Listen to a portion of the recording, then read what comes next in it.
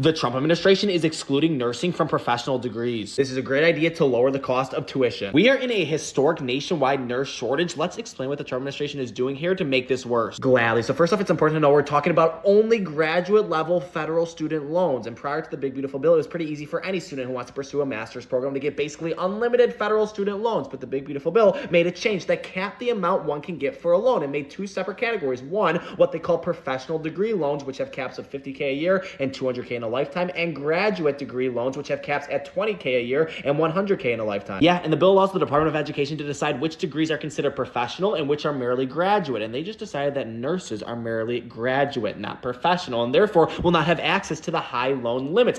Shouldn't we be incentivizing more nurses, not less? Let's establish some facts first. 80% of the nursing workforce does not have a graduate degree, so they won't be affected by this. And the majority of those getting a graduate degree will also not be affected by this because their cost is already less than that $100K in their lifetime. The Department of Education estimates only about 5% of current nursing programs will be affected. Well, the master programs that will be affected are some of the most important ones: the Doctor of Nursing Practice degrees and the Certified Registered Nurse Anesthetist programs. And these nurse anesthetists are crucial, specifically in rural hospitals who don't employ a lot of anesthesiologists, so therefore these nurse anesthetists are necessary for surgeries. Why are we bottlenecking these degrees when they're crucial for America? Are they not professional enough? And here's the very point. The goal of this is to lower tuition costs. Ever since Congress removed caps on graduate loans, the cost of tuition has skyrocketed, burdening students with boatloads of debt. These new limits will naturally lead to tuition prices coming down as schools need the students, and once they realize the government isn't just blindly subsidizing every single increase they make, they will be forced to lower costs. We are already seeing this at law schools throughout the country. Well, removing these caps have allowed more students to attend higher education. A more educated society is a good one, and what I just don't understand is the minimization of nurses throughout our country. They are the backbone of our healthcare system. They kept us afloat during COVID, and now there's a nationwide shortage. Why are lawyers and dentists considered professional, but nurse practitioners, who often play the role of doctors, are not? Look, this classification was not based on worth to society. It was partly based on a 1965 Department of Education professional definition that didn't list nursing. Okay, that definition just provided examples based on that time. It didn't create a criteria. Plus, nurse practitioners weren't really a thing until the 1970s. Well, that's why the Department of Education made a three-pronged unbiased list for programs to be professional. It must be all the following: mandatory for licensure, tied to one national exam, and built on a uniform nationwide curriculum. Nursing just didn't match that. Well, now according to all the nurse associations and a Republican nurse practitioner in Congress, this will exacerbate the nursing shortage even more. Again, it only affects 5% of nurses, and the goal is to do the opposite by lowering tuition costs. Well, you may end up raising them by forcing wannabe nurses to take out private predatory loans. Let's see what happens. Great.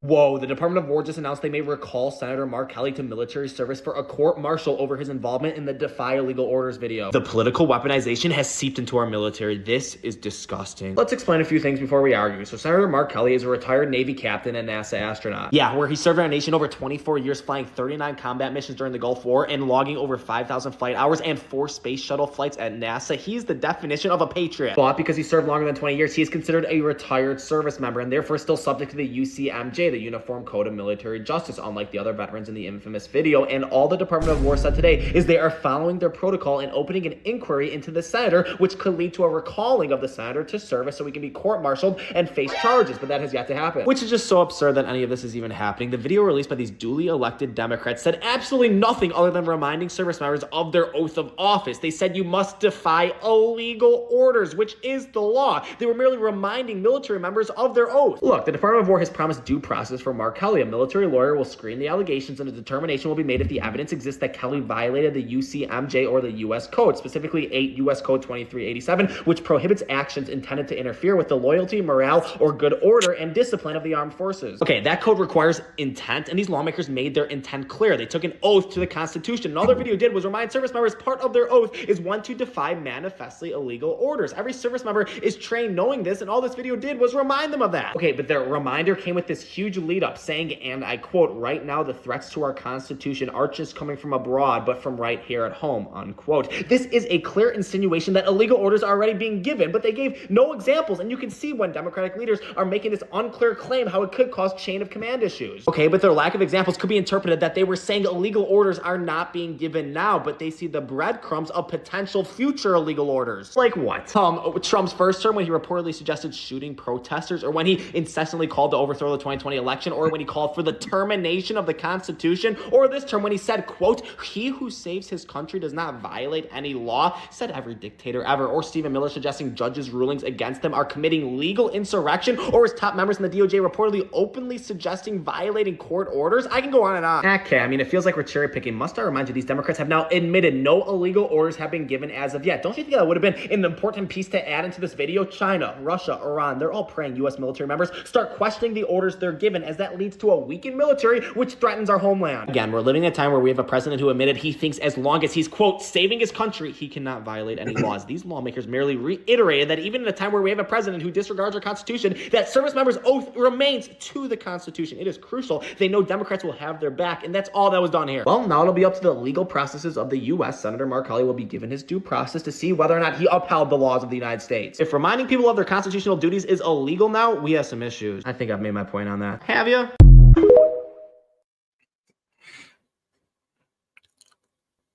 Man, all right. That's where we're at with that right there. And guess what, guys? We are live. Yo, this is S.E.T with S.E.T Media, guys, and I'm back with another one for you. All right, guys, we're about to do a media analysis. Of course, we're about to get into what they now call the Sedition 6. And then, of course, we're going to get into more topics like Venezuela and Ukraine. But let's start at home. Let's get right into it. Oh, guys, let's not forget to double tap that screen. Now the peace president's giving Democrats a path to a ceasefire. Liberals can follow Mondani's lead or let the TDS metastasize. Hitler didn't start with camps. He started with Make America or Make Germany Great Again slogans, banning books, bullying the press, blaming immigrants. I want to say that the United States is not America. America includes Canada, Mexico, numerous other countries in Central America, the Caribbean, Costa Rica. I'm sorry, where did this lady go to school at to even get that idea? She says America's not the United States, it's Mexico, it's all these other countries, it's Canada, it's Colombia, it's all these other countries too. So how dare you kick these guys out? Lady, you sound insane. I'm not even gonna lie. I'm not sure where this girl went to school at, but obviously she's not educated on, well, what is America and what borders are, apparently. What borders are. Rica, Cuba, Haiti, and Jamaica. So these are American people. Instead of calling her a lunatic, which we could, we're going to find the middle ground. Haiti, we don't want. Canada, we'll take. And if we need to take Canada by force, so be it. We'll never lose another. I mean, let's be real. If all of them became states of the United States, I mean, yeah, if all of them became a state, hey, their lifestyle would be a whole lot better. We'd actually have to make it better in those countries.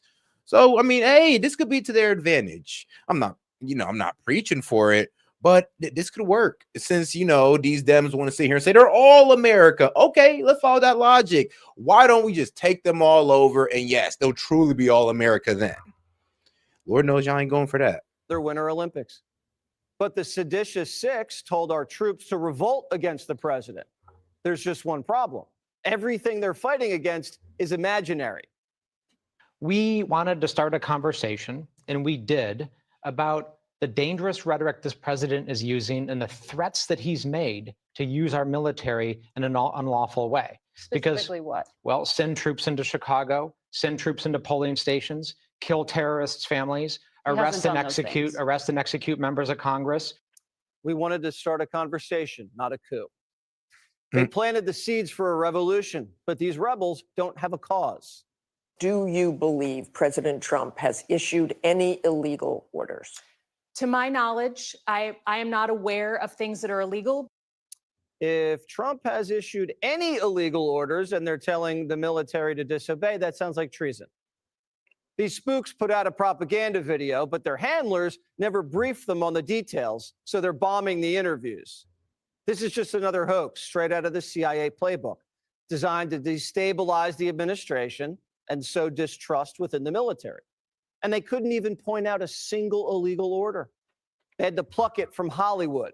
Nope, all they can point to was rhetoric. Rhetoric that Trump had, and they said might turn into an unlawful order. I'm like, so he didn't say any unlawful order. He didn't command any unlawful orders. You're just saying, well, due to his rhetoric of 1 to 2 years ago, you never know. You never know. He might just actually make an unlawful order from rhetoric that he said about, like I said, 1 to 2 years ago.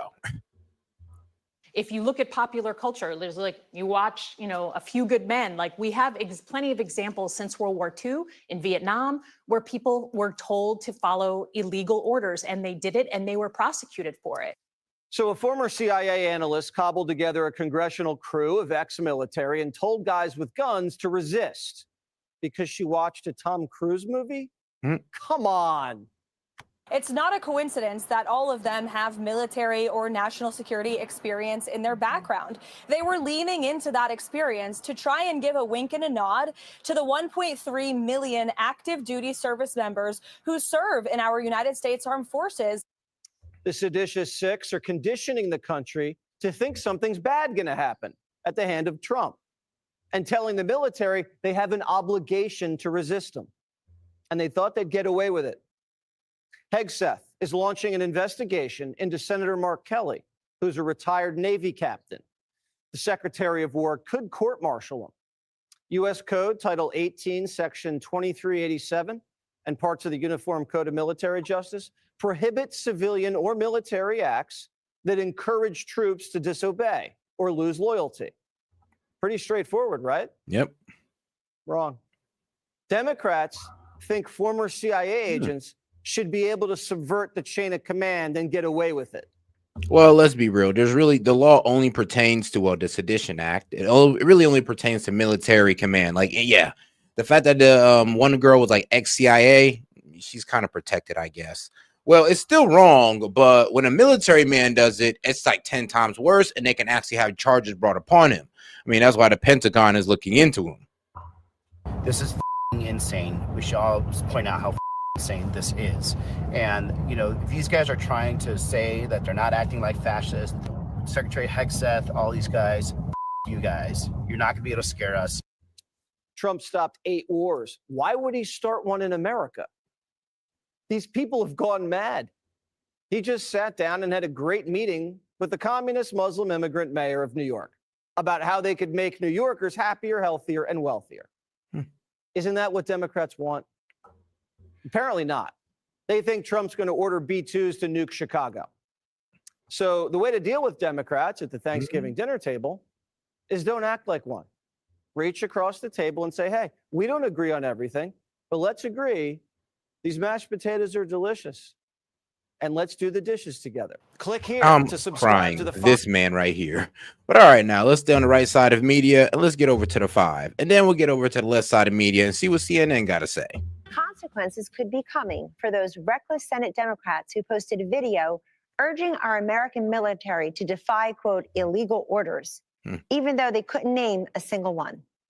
The Pentagon now is probing serious allegations of misconduct into Democratic Senator Mark Kelly, with Secretary of War Pete Hegseth saying he's considering recalling Kelly to active duty for possible court-martial, noting that Kelly's conduct, quote, brings discredit upon the armed forces and will be addressed appropriately.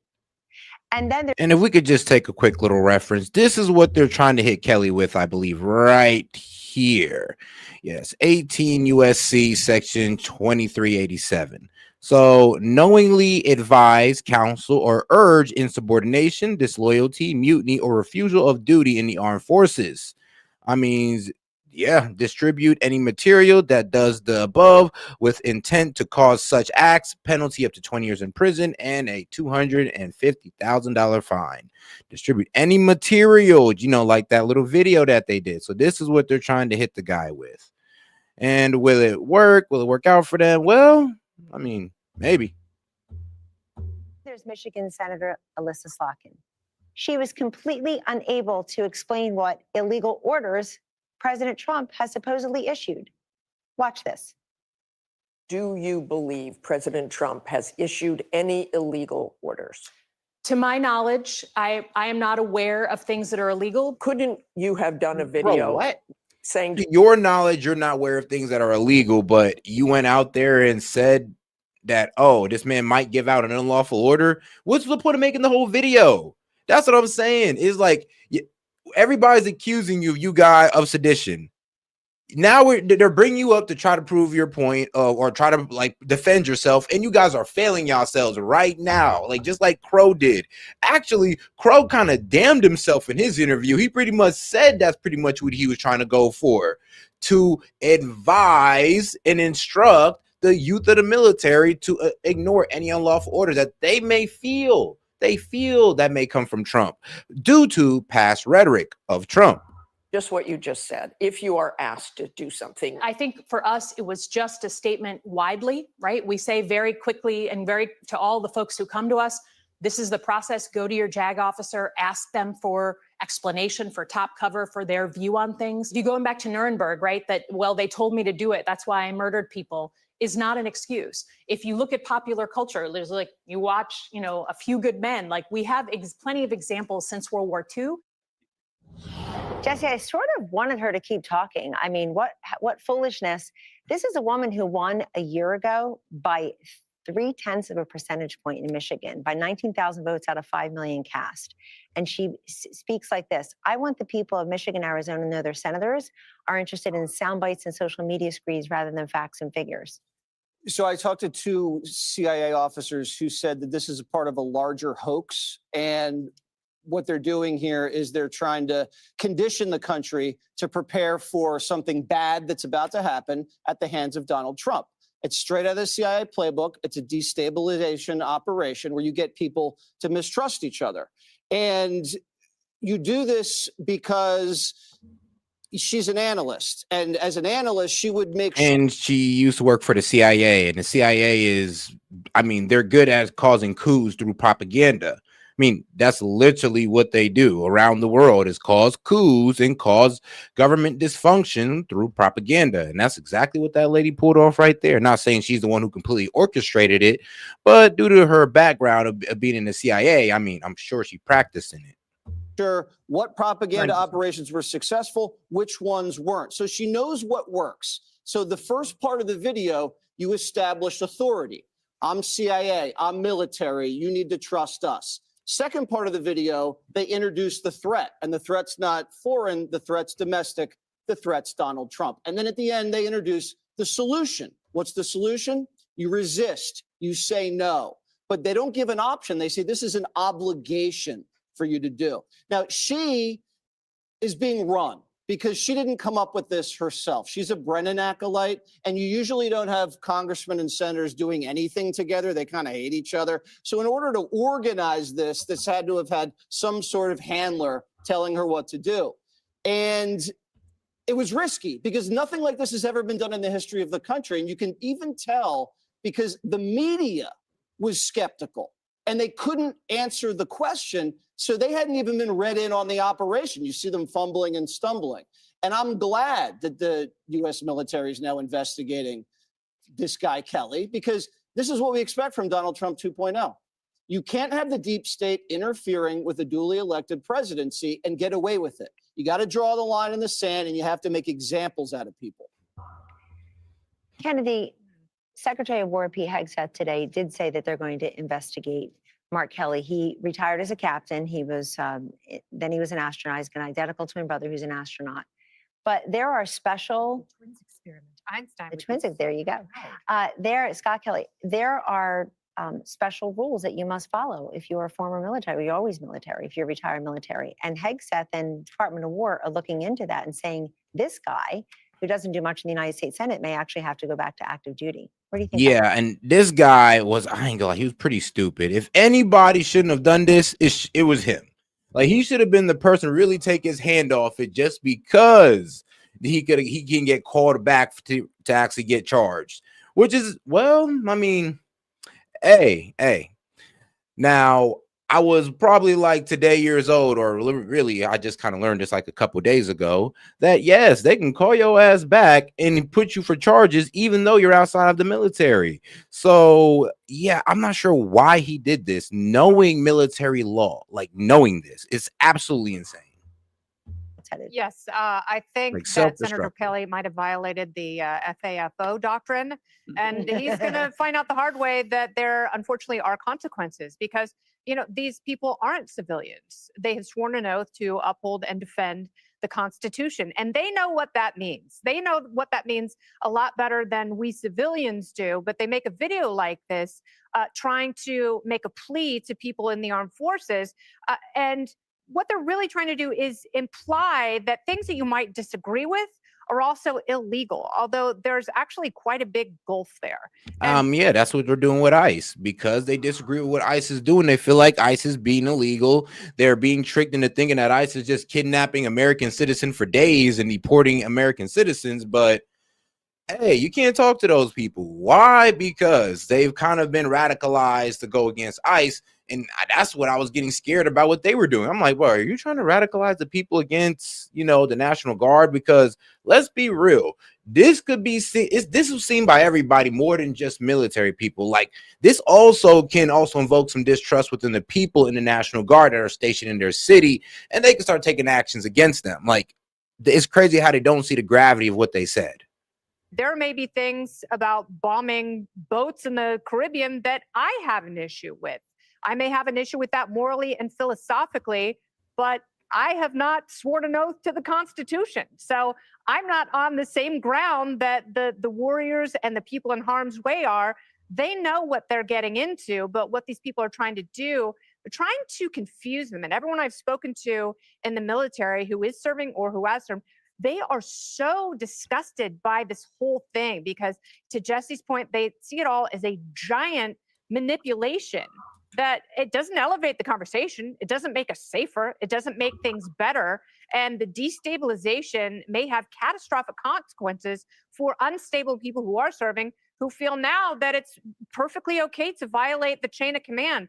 That can have dire and fatal consequences. Jessica, don't you wish you can roll the tape and delete this? This is not the finest moment. And in fact, if you are saying the commander-in-chief is giving illegal orders and he's not, that itself is...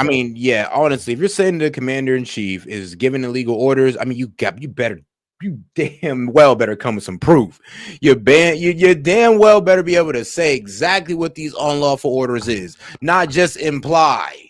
It's like, no, that is not good. You cannot sit there and half-ass that. You got to go full throttle and sit there and be able to name these unlawful orders so we can all be aware about what's going on. Not just do this because you disagree with what Trump is doing. Like, all right, we understand you disagree with the strikes in Venezuela or the strikes in the ocean, or in the Caribbean Sea. Sorry, but yeah, those are lawful orders. They'd have been stopped a long time ago if they weren't. So I know you disagree with it, but it's lawful orders. And ICE, I know, is separate from the military. I know you disagree with Trump's immigration policies, but what they're doing is upholding the law. Legal, because you're telling people to not comply with laws that Hegseth today said are presumed to be lawful. There's nothing in the video that says, I want you to defy lawful orders. It's reminding people that in the Uniform Code of Military Justice, you have a sworn duty to not comply with unlawful orders. And what would those Senator be? Slotkin gave an interview to TMZ where she did talk about what could potentially fall into those categories. As Kennedy said, bombing boats in the Caribbean when you don't know who's actually in those boats. And we don't know why General Halsey, who was the head of the... So like I said, you guys don't know if any unlawful orders has been enacted. So I'm not sure why even say that without proof. That's the problem. Command actually resigned from that post. We'll eventually find out what that is. They go back to 2020 when Donald Trump said shoot protesters in the legs, and Mark Esper said we're absolutely not doing things like that. Concerned that people who are serving right now have No. Mark wrote in his book, because I remember the phrase. This man said, actually, when Trump said, "Oh, can we shoot at their feet?" he slightly moved out the room so Trump wouldn't give him the order. So for some reason, Trump could have been joking. He could have been serious. We don't know. But we're going off what a man wrote in his book, not a recording, not a video of this man saying it. We're going off a he say, she say type of a situation here. That's the problem with that. So, Trump could have been joking. In this book, he said, I just moved out of the room. So just in case he would give me that order. I'm like, so what she's saying is actually wrong. But the person she's bringing up actually did say that Trump told him to shoot at the protesters' feet.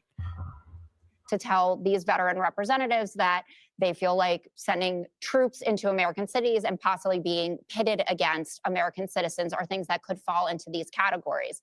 And Jesse said, you know, they're doing this to sow discord and distrust amongst American citizens. Now, I think what's really sowing distrust and discord amongst American citizens is the fact that the America First movement online. Oh, guys, do me a favor and double tap that screen and like the video, guys. Let's get more people on the conversation by double tapping that screen.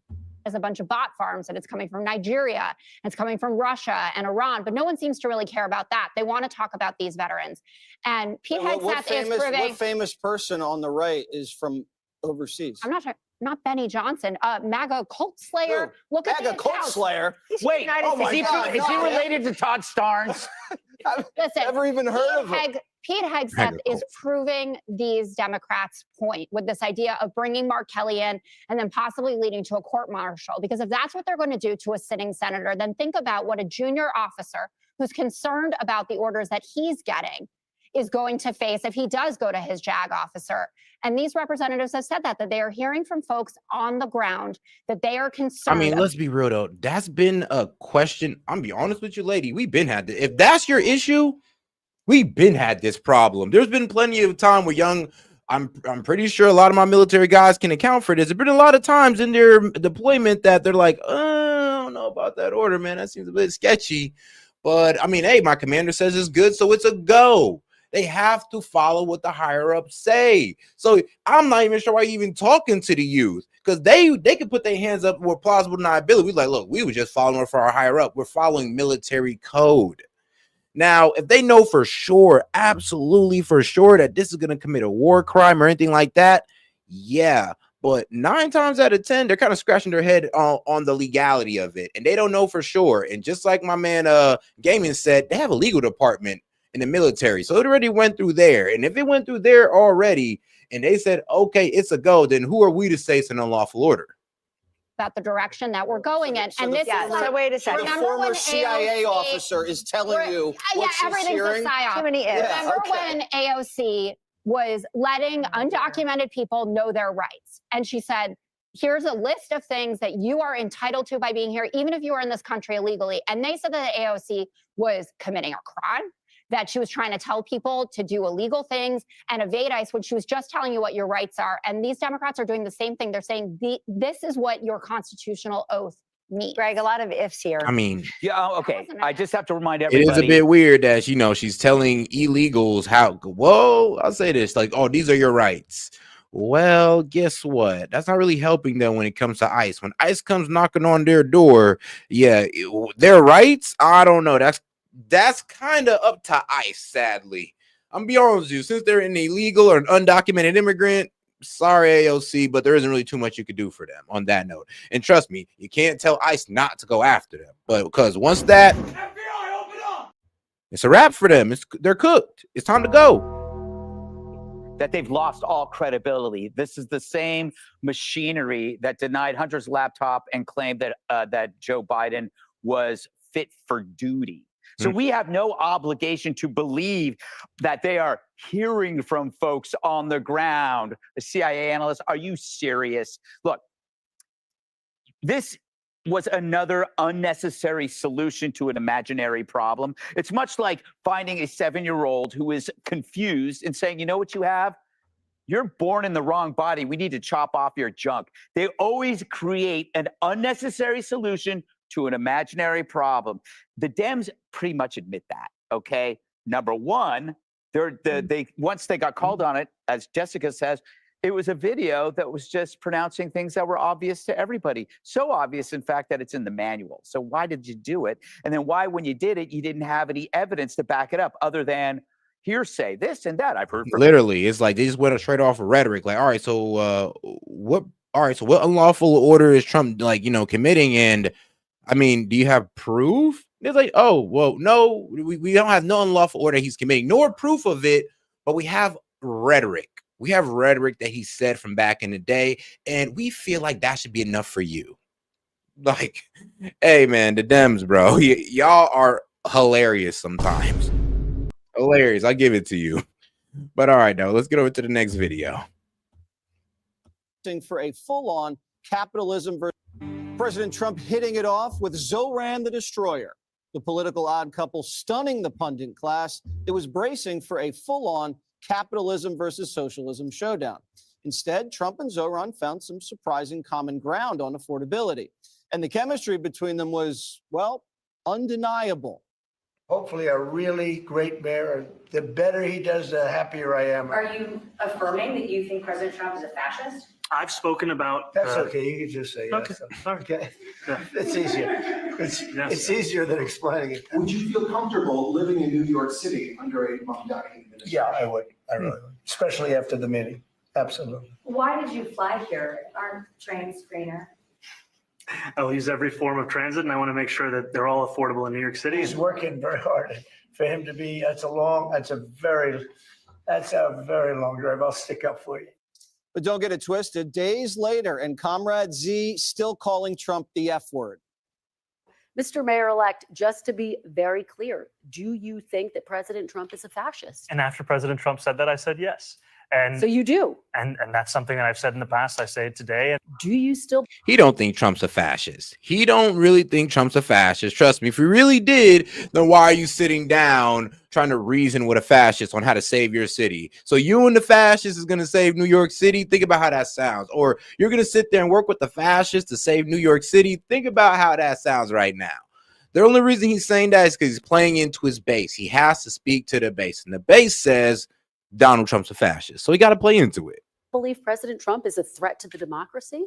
everything that I've said in the past, I continue to believe. All right, Greg, what do you think about the meeting? Well, I think, okay, first off, I had made some predictions before the meeting took place, and they all came true. Let's roll that tape. Oh, they don't have the tapes. It's okay. Clearly, Zoran had learned from Trump. He chose the high ground maneuver, which is affordability. It's on the high ground. You can't come out against affordability the same way you can't come out against common sense, which is what screwed the Dems. The Dems decided that they couldn't join Trump on common sense, so they stuck to the 20 of the 80-20 issue. Zoran, however, comes out with affordability, and what does Trump do? He doesn't oppose it. He just joins it. Oh, I like affordability too. So he just gets on the same high ground with Zoran, and they kind of just hang out there, and sooner or later you're going to see which one means it, which one doesn't. I think Zoran is kind of in the fog of war right now, and the only ally he has is Trump. So Trump knows that, and Trump bails him out in that fascist thing, which was really, really nice. He said, you know, you were thinking, okay, is this Godzilla versus Mothra? No, it's really Batman and Robin. And we know who Batman is, and we know who Robin is. And when he says, don't worry about it, that was his way of saying, I bailed you out. Also, that little moment there with Trump basically said the word fascist is just meaningless. I don't care if you use it. You can call me it. I don't care, because really it doesn't mean anything. But the other thing, and it's really important, what Trump did. I mean, yeah, when you apply it to people who aren't really fascists, it kind of loses its sting. I'll be quite honest with you. Like when you say that everybody's racist just because they disagree with you, that word racist, it loses its sting. Why? Because you're misusing the word. You're supposed to rarely use it for people who are actually being a fascist, actually being racist, so it don't lose its sting. Now people are okay with being fascist, being called racist, being called bigoted, because, man, these Dems don't overuse it. So the word done lost its sting. He always does, is he emphasizes the individual and not the group. So he gave credit to Zoran, not as a socialist or a Democrat, but as a winner. He says, I was really impressed by how he won. And I wonder if this was a subtle cleaving, pulling Zoran away from this kind of identity obsession and saying, look, you're now with the big boys. It's not that, the idea of socialism, that's gone. You won, so let's work together. I don't think Zoran's ever experienced anyone talking to him as an individual outside of the identity politic. He's been mired in that. He loves it. But now this guy comes in and recognizes him as a personal achievement, not a political one. Jessica, why don't more Democrats come into the Oval Office and try to work together on things that they have common ground with Donald TDS. Well, a few very big deal Democrats like Hakeem Jeffries and Chuck Schumer came into the Oval and they were greeted with MAGA hats and then AI sombrero videos. So Mamdani got a very different visit to the White House. Yeah, because Mamdani came in with a different energy. Let's be real. Hakeem Jeffries and Chuck Schumer, they came in I'm be real with you. They didn't come in trying to work things out with Trump. Actually, they came in there knowing damn well Trump wasn't going to go for what they were talking about. So they already knew that meeting was going to go bad. Mamdani was actually trying to talk to this man Trump and actually trying to work things out with him. Yeah, Chuck Schumer and Hakeem Jeffries, no, they knew that they were trying to drag this. They knew they were going to drag the shutdown out.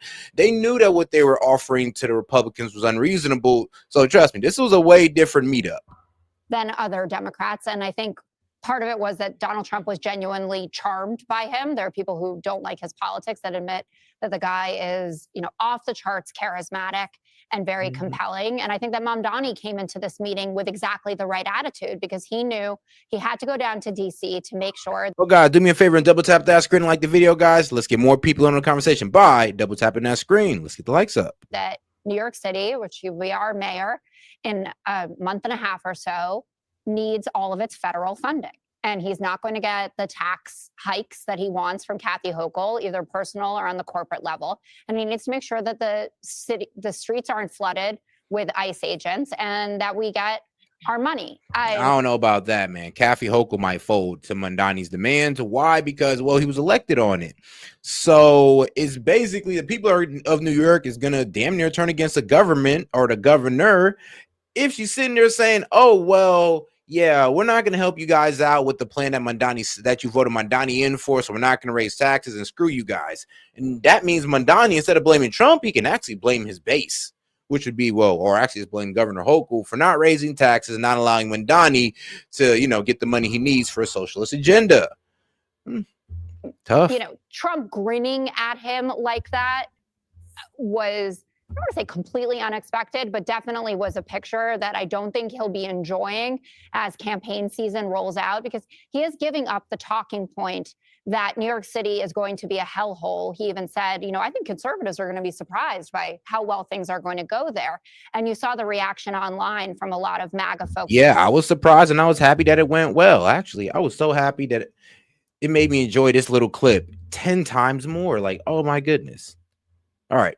I was talking mad shit about the president before I came here, but as soon as I met him, I saw his big balls and how handsome he is in person, and so tall and tanned, just perfect. I just froze. He's definitely the alpha male, the greatest president of all time.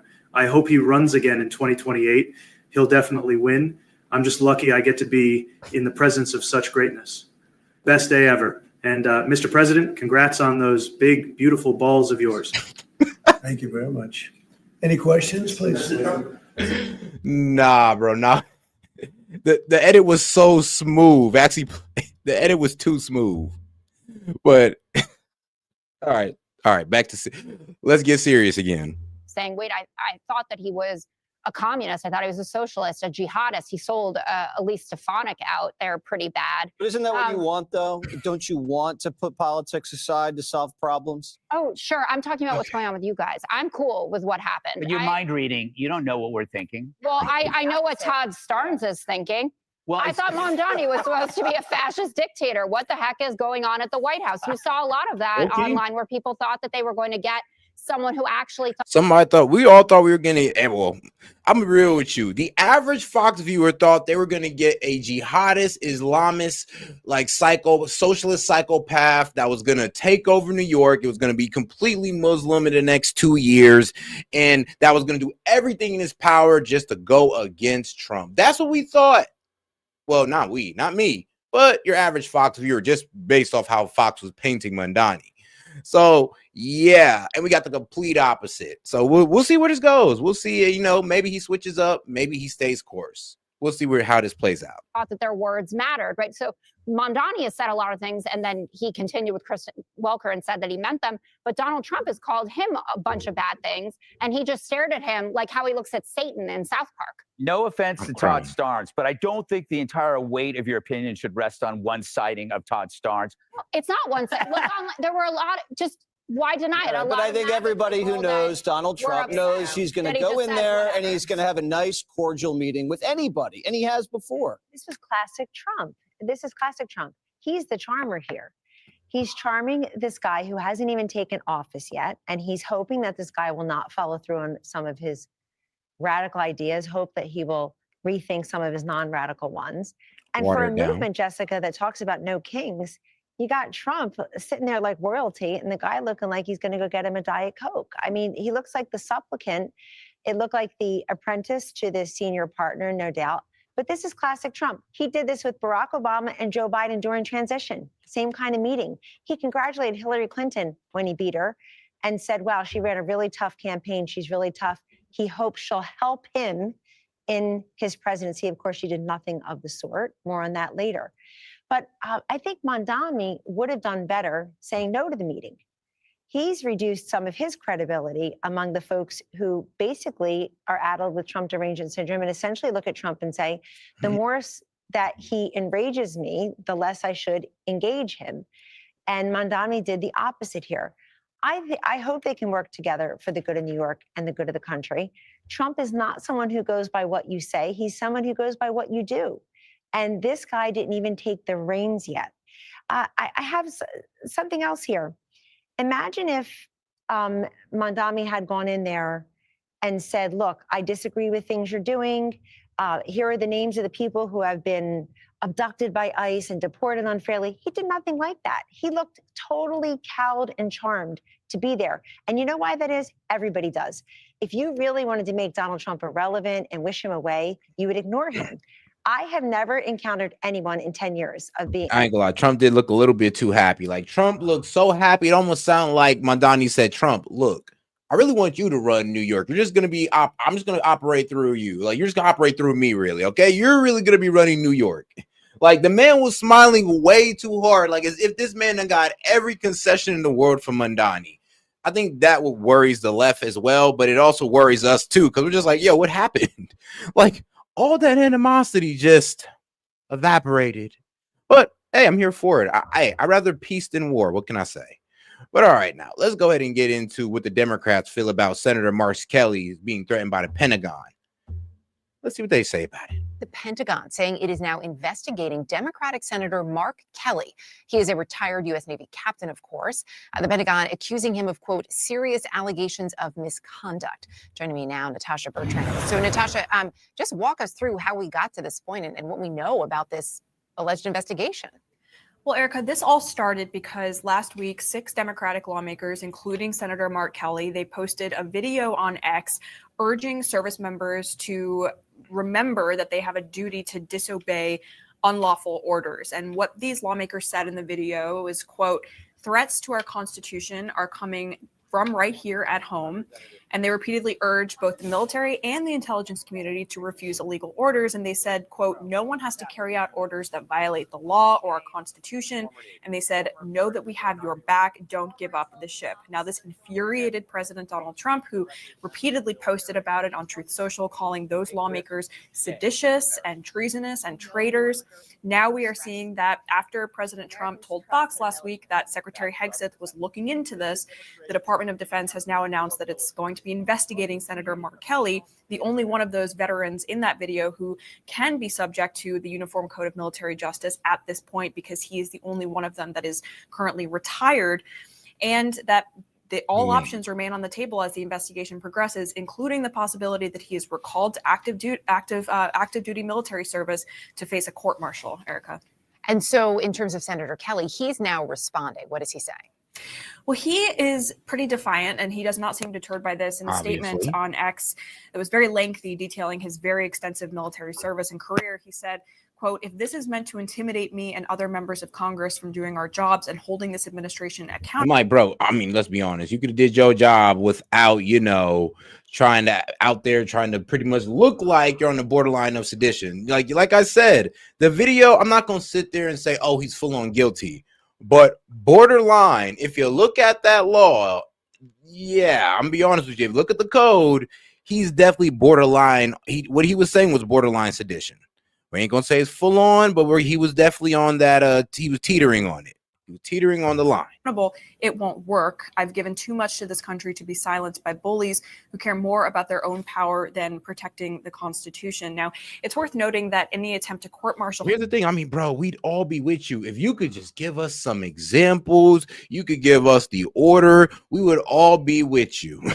Him could run into significant obstacles. His lawyer would probably raise issues related to undue command influence, given that Secretary Hegseth and President Donald Trump have weighed in directly on this multiple times, urging these lawmakers to face some kind of consequences. So it's unclear if it's actually going to get to this point, but it's certainly a message being sent to any retired senior officer that this kind of language is not going to be tolerated by the department, and they could be subject to an investigation. Erica? All right. We know you'll keep us posted on any other. Yeah, because shoot, if you guys want to sit here and water it down, please give me another example of this happening and it just flying over. Because let's be real. I mean, nobody did this under Biden. Nobody did it under Barack Obama. I mean, when they should have done it. So, yeah. Y'all can't even name the last unlawful order that we got that was actually brought up by that y'all actually stopped, or that somebody sat there and some said, no, we're not doing that. Because I mean, I'm pretty sure Obama made some. I'm almost sure Biden made some. And when it comes to Trump, well, we don't know yet. Once more information comes out about those boats and how we got that information that those were narco boats, if there is information or if there were intel. Until then, we don't know. And you guys just saying that we're killing innocent people in the Caribbean, you don't know that. We're going off military say that, hey, those are narco boats. And where's the military most likely getting that info from? Well, the CIA that's stationed in Venezuela, that these boats are leaving the coast, these boats are leaving off the coast of. So 9 times out of 10, we know who's on those boats. Tasha, appreciate it. Thank you. Also joining us this hour, former Marine fighter pilot Amy McGrath, who's running as a Democrat for a U.S. Senate seat in Kentucky. All right, man. If this guy gets in trouble, Comey gets a break. So, yes, my man James Comey, he got a break. And not because the charges were weak, is because the prosecutor wasn't appointed or something. Or what was the word? Other way, let's just say this. The prosecutor's paperwork wasn't right, so they threw out the case. And once the prosecutor's paperwork is right, or I forgot what it was. I think she had to be, well, let's just say her paperwork isn't all the way together. Once the paperwork is right, they'll just recharge this man, re-indict this man. But right now he got a break because the judge dismissed the case against Comey and Letitia James, not because the case is weak, not because the evidence is weak, but because of the prosecutor. This is big. We have learned that the Justice Department's case against former FBI Director Jim Comey and the New York Attorney General have both been dismissed. CNN's Caitlin Polance is covering this. Caitlin, okay, what happened here? I don't know which case you want to take first. Well, they both are being dismissed, and for essentially the same reason that Lindsay Halligan, the Eastern District of Virginia interim U.S. attorney sent there by Donald Trump, not Senate confirmed, that she doesn't have the power. What the judge here has found, this is Judge Cameron Curry. Okay, there you go. Yeah, basically, when I mean her paperwork not right, she's not Senate confirmed. She wasn't confirmed by the Senate to handle this case.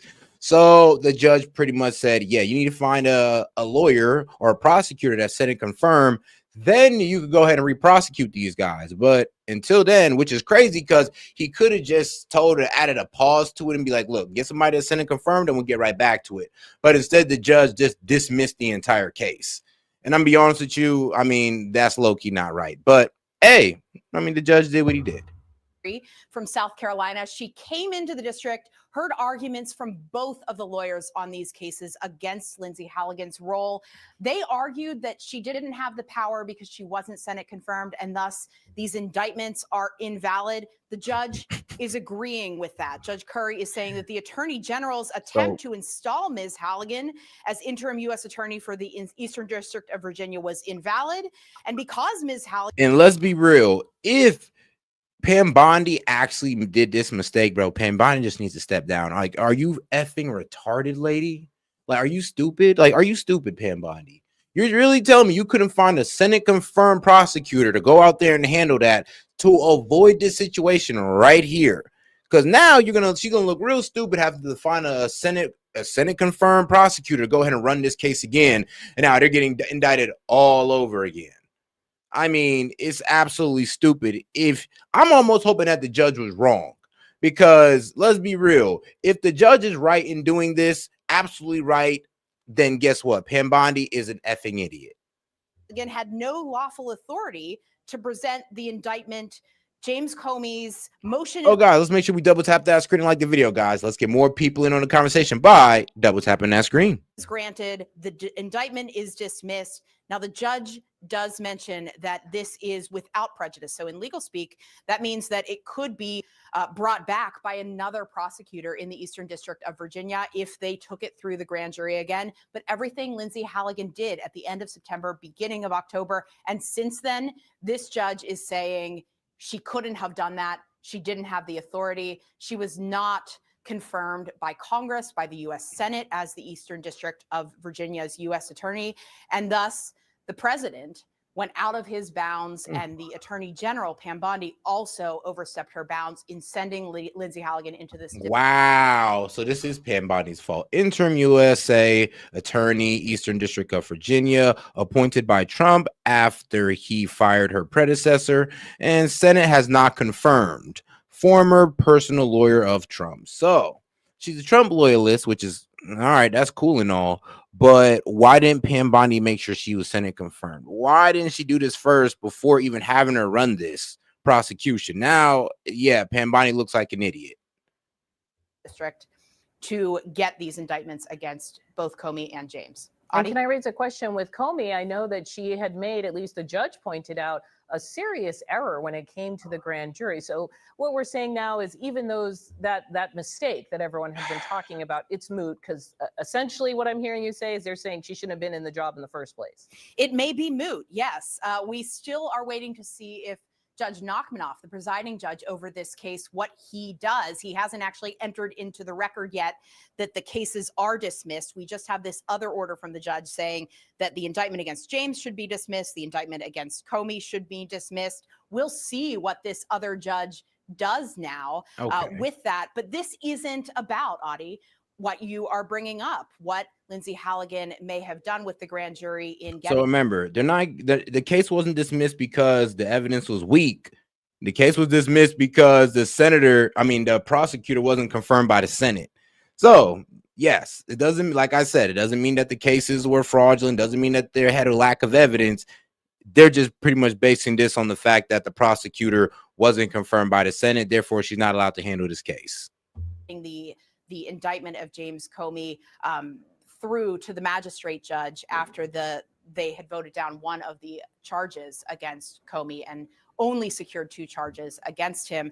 There was that big hiccup, but it isn't what's being addressed here. This is solely about, did the Department of Justice formally take the pains it needed to get someone into the position of U.S. Attorney for the Eastern District of Virginia. And this judge, Judge Curry, she says they did not. And so everything that interim U.S. Attorney Lindsay Halligan has done, it's invalid. Wow. Does this mean this is done? Yeah. So everything she did just don't even matter no more. Not confirmed. And here's the thing. I'm like, damn, she got that far, did all this. And now, boom, now confirmed by the Senate, just throw it all away. Can these charges come back? Hadi, there are always appeals. This is at the district court level. And so it is very likely that whatever happens next will be kicking around in appeals for months, if not years. Okay, thanks so much, Caitlin. I want to bring it to the panel now. Obviously, the administration. AKA, this is actually perfect for Comey and Letitia James because they could just hold it up in appeals, and it's all Pam Bondi's fault because why didn't you find a Senate confirmed prosecutor? Like, what the hell? Why didn't you get her confirmed by the Senate? Like, I mean, but I guess there was no way to do it unless they got a Trump loyalist in there. And it is what it is. But all right, let's go right back to our guy Fox and let's see what Press Secretary Leavitt got to say. With that, we bring in White House Press Secretary Caroline Leavitt. Caroline, I spoke with Jason Crow on this program last week, and it seems like every time one of these individuals is asked what this was about, they have a different sort of rotating answer. Let me just play this from this morning on Morning Joe. Oh, God, do me a favor and double tap that screen and like the video, guys. Let's get more people on the conversation by double tapping that screen. And let's not forget to support the stream by super chatting in any question, comments, jokes, or disagreements. I'll be happy to read it out loud and engage with it. All right, guys, let's get right back to it. Scarborough talking about this, and we get your thoughts on the other side. Okay, wrong answer. Well, I'm sorry, with all due respect, wrong answer. He has white latitude on strikes. Ask Barack Obama and drone strikes. Ask George W. Bush and drone strikes. The commander-in-chief is given, no, there's no buts to it. The commander-in-chief is given white. No Supreme Court is going to put themselves in the Situation Room and make a decision for the commander-in-chief, Democratic or Republican. He was responding to the soundbite from Melissa Slotkin there. What's the White House take on how this whole thing has evolved? And now this news that Mark Kelly could undergo investigation. Well, we believe it's deeply unfortunate that these Democrat senators made this egregious and completely irresponsible statement. And let's be very clear, Martha, these Democrat senators knew exactly what they were doing. It's not a coincidence that all of them have military or national security experience in their background. They were leaning into that experience to try and give a wink and a nod to the 1.3 million active duty service members who serve in our United States Armed Forces and essentially encourage them to defy the orders of their commander-in-chief, which is illegal, by the way. Let me be very clear. Not a single order this president or administration has given to our military has ever been illegal, nor will it ever be. This administration respects and abides by the law, and these officials know it. They are trying to sow chaos and distrust, which is a very dangerous thing to do within the military's ranks. The sanctity of our military. I mean, let's be real, though. This could also cause distrust among the people when it comes to the National Guard. I mean, they already sown distrust between the people and ICE, so it seems like the National Guard might be next. Because let's be real, I mean, this could both influence the youth in the military and the people, well, your everyday civilian. That's living in one of these cities that have the National Guard in it currently right now, like DC and Memphis. Respects and relies on law and order and the chain of command. And that's what this administration is trying to say. And that's why the Department of War opened up this investigation against Senator Mark Kelly today. Yeah. You have to wonder at this point if they retrospectively think this was a good idea or a bad idea, because it doesn't seem to be working the way that they wanted it to. And now they're kind of stepping all over themselves, trying to answer the question of what they were talking about in the first place. But, you make a good point that it sows, they were hoping to sort of sow this distrust. Go ahead, they can't answer the question, Martha, because there is no answer. They can't identify illegal orders because there are no illegal orders. But they were suggesting, again, to the 1.3 million active duty service members in the military today that if you think an order is illegal, you don't have to follow it. Actually, that's against the Uniform Code of Military Justice. It explicitly states, and I want to read this language precisely, that service members have a legal obligation under the U.S. UCMJ to obey lawful orders, and that orders are presumed to be lawful. You can't have a soldier out on the battlefield or conducting. That's what I'm saying. When they get it from the higher ups, it's already presumed to be lawful. So you sitting there telling them to just, doubt what the military did, doubt their command or their higher up, or doubt the legality of what their higher up is telling them or what the upper command is telling them is insubordination. Like, I don't know how they don't see that. But I mean, hey, the Dems always try to create excuses for the wild things that they do. a classified order, questioning whether that order is lawful or whether they should follow through. There must be a chain of command in our military, and Republicans and Democrats for decades, since the beginning of our country, have always respected that until now, when the Democrat Party has been completely overtaken by Trump derangement syndrome. And now we have these deranged statements from sitting members of Congress. I want to just quickly get your thought on the president's latest take on how this Ukraine deal is developing. He expressed some frustration on Truth Social about Ukraine leadership, expressing zero gratitude for our efforts in Europe continuing to buy oil from Russia. That sounds like he is getting fed up with this process and wants them to agree to this deal. Caroline, what can you tell us?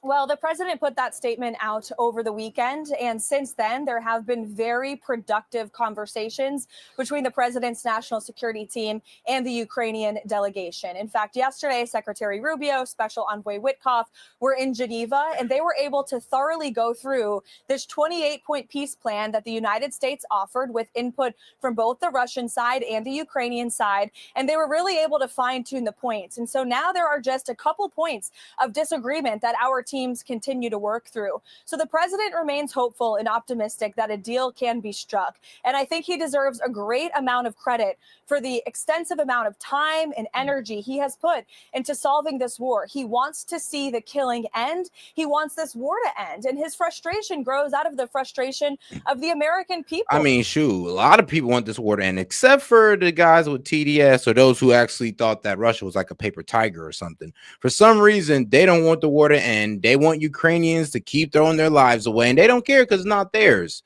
And it's just, F Russia. I mean, and here's the thing, they're only like this because it's not their lives, it's not their sons going out there. It's like the most cowardice thing you could really do is sit there and push for other people to go out and fight a war that you wouldn't fight yourself. President Trump stopped the funding of this war, but the United States is still sending or selling a big amount of weapons to NATO. We cannot do that forever. And the president wants this war to end. He is a peacetime president. That's what he's pursuing. And today he remains optimistic and hopeful. And I know our teams are working around the clock to try to get this deal to an end. Yeah, obviously everybody watching I mean, bro, Dallas, I'm gonna be real with you. I respect your military work, but you kind of sound stupid, bro. She just sat there and read military code. So at a certain point, now I gotta sit there and doubt your military service because she sat there and read military code and she said it's presumed lawful. Sorry, but you just can't sit there and be like, oh, I don't know if I need to follow. What if you need to follow this order right now?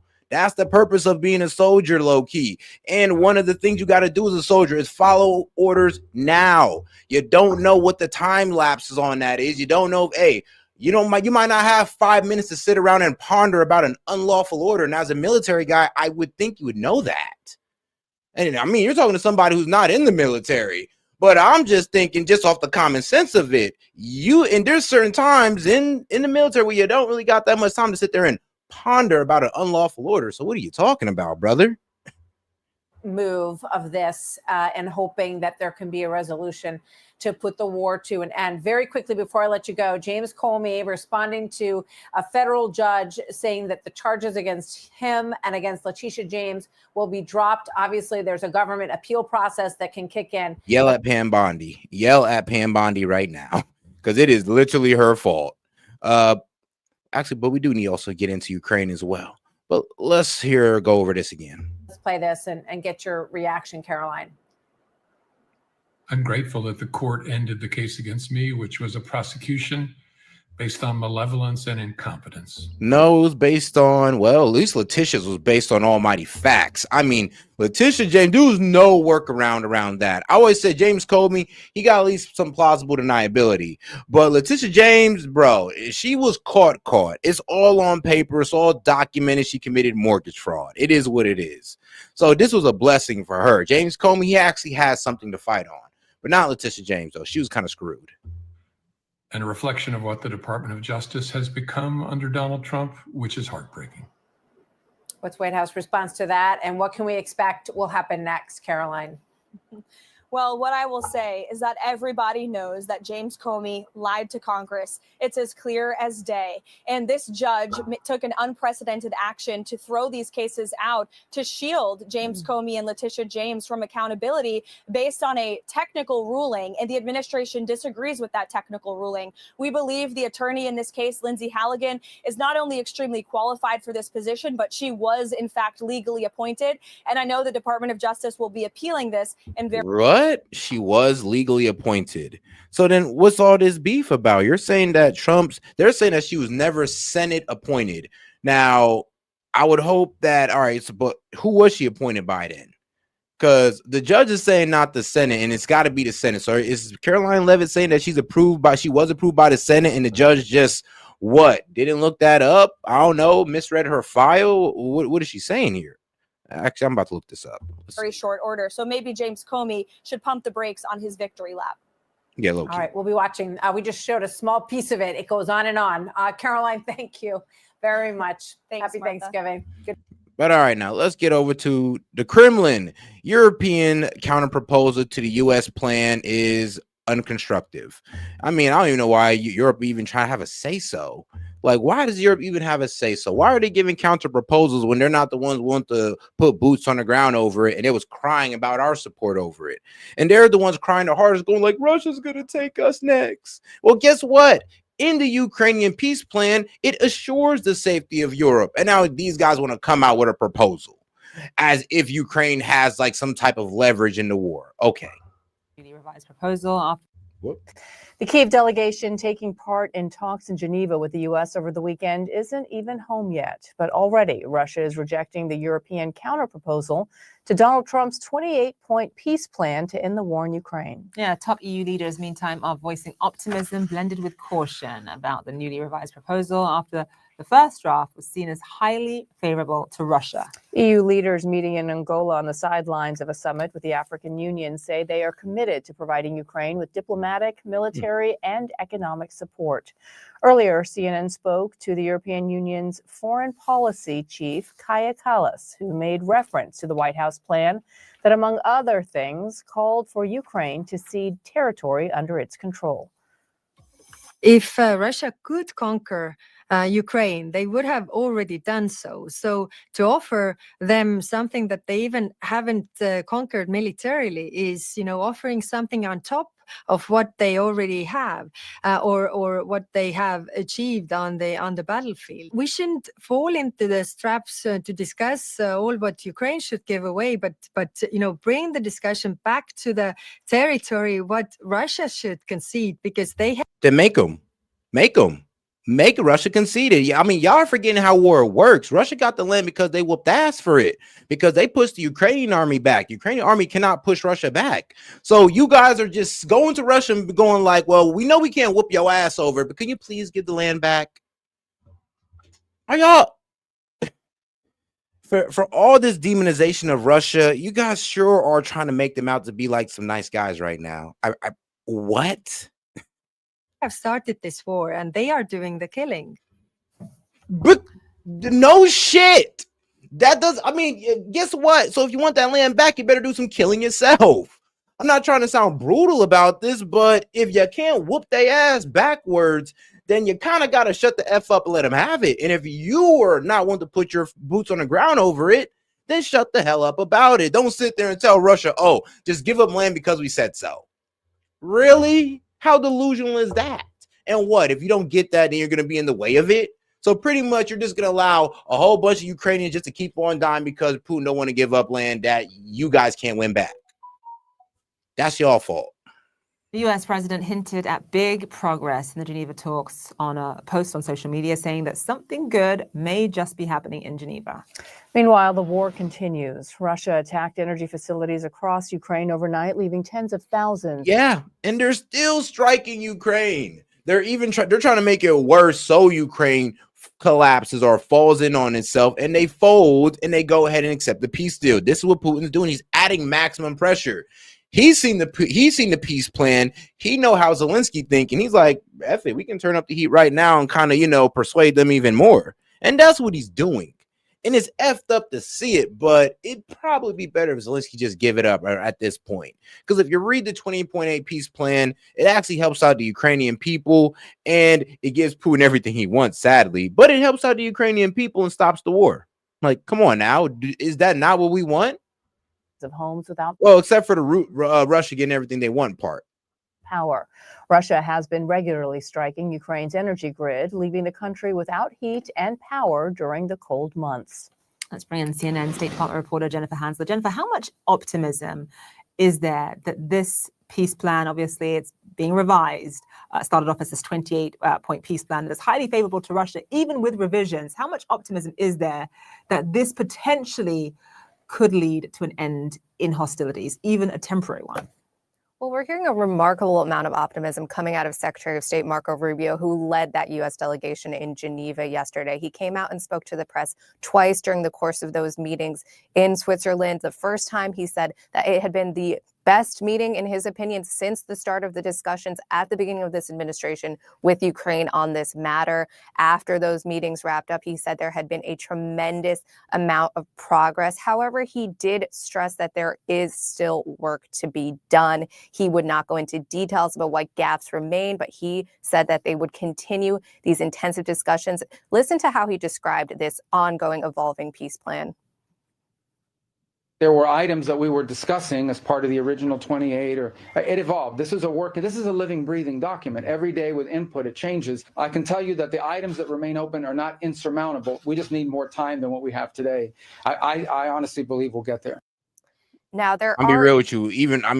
The way Rubio looked during that whole engagement, you can tell he was uncomfortable with the plan, but he had no choice. And he knew that he was going to go out there and people were going to bastardize it. People were going to be incredibly upset, but he had no choice. What can you do? Hey, look, if Rubio was actually able to get something for Ukraine, he'd be out there chipper, happy. You would see a little bit of glow in the man's face. This man looks dull as hell, knowing that he got to sit out there and tell the world that, well, I'm gonna be real with you guys. All right, we sold y'all propaganda. We sold y'all the propaganda that Ukraine could actually win in. Well, here we are with a Ukrainian peace plan that's overly weighted in Russia's favor. Why? Well, because Russia was actually winning the war the entire time. Indications, though, that there have been changes from that controversial 28-point plan. We saw a joint statement put out last night between Ukraine and the U.S. Following those discussions, they said that there had been an updated and refined peace framework. Of course, that 28-point plan that came out. So in the 28-point plan is that, yes, Russia will get de facto Russia would pretty much get the Lutnik, the Kherson, and the Donbass region.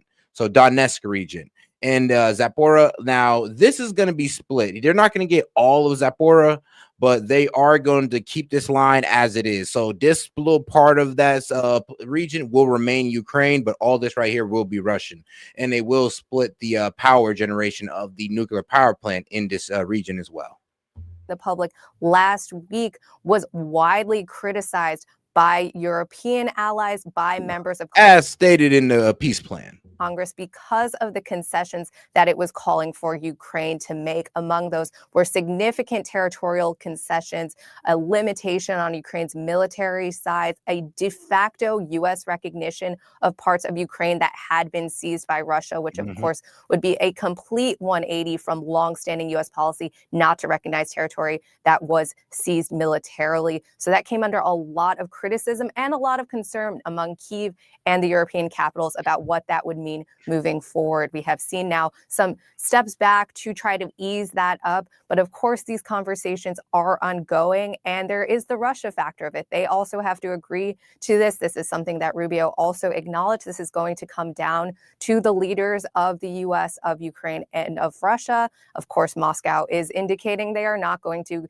also give up any concessions, especially when the 28-point plan was so favorable to them to begin with. So we're going to see what happens here. I should note, guys, also, President Trump last week had indicated he was giving Ukraine until Thursday to accept any sort of plan. Rubio yesterday suggested that timeline could shift here. Guys? Shoot, he just bombed them today, so I don't know about that. It seems like he's trying to speed up that timeline. Putin trying to see if he can get Zelensky to quit tonight. at this very second. So yeah, guys. Now, if you break down this peace plan, it is broken down into like 4 or 5 parts. And one of the main contentions is that, yes, one, land concessions, because that 10 to 20% about 20% of Ukraine that Russia took is de facto Russia. Now, this is what the entire world is getting mad at. And like I said, I'm going to stay to this point. What are y'all going to do about it? Because we're not going to put boots on the grounds for Ukraine. I mean, we'll send money. And even that was a stupid idea now that we're figuring it out. Now that, we're here, we figured out that was a dumbass idea. So we're definitely not going to put boots on the ground over Ukraine. And is any other countries going to step up to fight Russia for Ukraine? Oh, no, nobody? Not at all? Okay, then. Sit your ass down and just let things work out and stop complaining, because at least people's lives are going to stop being taken on a daily basis. If the peace plan is signed, of course. All right, Jennifer Hansler, live for us there. Thank you so much. All right, Russian forces are taking advantage of gaps in Kyiv's defenses to edge forward in a number of key arenas, including Zaporizhzhia and Pokrovsk. Ukrainian President Volodymyr Zelensky says that Russia has concentrated more than 150,000 troops in the eastern city of Pokrovsk alone in an attempt to finally take control of it after fighting for months. CNN military analyst and retired air. And like I said, so they're going to take all of the Donbass region, all of the Lugansk region, and the Zaporozhye region, or the Zapor, I don't know how the hell they pronounce that. We're going to call it the Zaporozhye region just because, yeah, they're going to actually split that region to where it's at. Like right where the territory's at, they're just going to split it right there. Air Force Colonel Cedric Layton joins us now. So, Cedric, it has been a bit of political whiplash, I would say, and geopolitical whiplash on the global stage over the last few days. The president, Man, on us, I don't know how there's like whiplash on the U.S. though. I'm like, what did we do? You're acting like we went in there and fought the war and lost it for Ukraine. No, they wanted to get into NATO. Putin told them no. They wanted to defy that man because they felt like, I guess, they could whoop his ass. And then guess what? They effed around and found out. Now here we are down the line, and these guys are losing more territory. I mean, we kind of like, this is crazy because it was like the biggest I told you so moment for me. I've been saying this literally since the beginning that Ukraine didn't have a chance, and everybody's deluding themselves as if they do. And this should be proof right here that Ukraine never stood a chance, or else this deal wouldn't be overly one-sided. Like, I don't even know what else could wake you up to the fact that these guys are actually losing. I don't know why y'all not more outraged that you were being lied to, that these guys were winning. But you still want to believe in the lie, I guess. It is what it is with you guys. Just over the weekend, chastising Ukraine once again for what he says is not being grateful and thankful enough to the United States. Okay, let's make sure to double tap that screen and like the video, guys. Let's get those likes up by double tapping that screen. Appreciate the support, guys. It's giving them an ultimatum until Thursday, and now you have Secretary of State and National Security Advisor Marco Rubio coming in and saying, no, there's going to be a revised plan, and the talks have been productive, and they're moving on from that original 28-point plan that was highly favorable to Russia. How is Russia viewing all of this right now? Because there are clearly no concessions yet that have been made public that Russia would have to make in order to bring a ceasefire about. And as we heard from Jennifer, what concessions Russia would have to make? Like, why would they have to make concessions when they're winning? Like, that's what I'm saying. It's like almost nonsense trying to ask Russia to make any concessions. It's nonsense. Because they're winning. They're overwhelming force. It's like literally nonsense to sit there and say, well, Russia needs to give up land. Like, bro, okay, well, when you can get them to do that, let me know. This is going to require Russian sign off as well.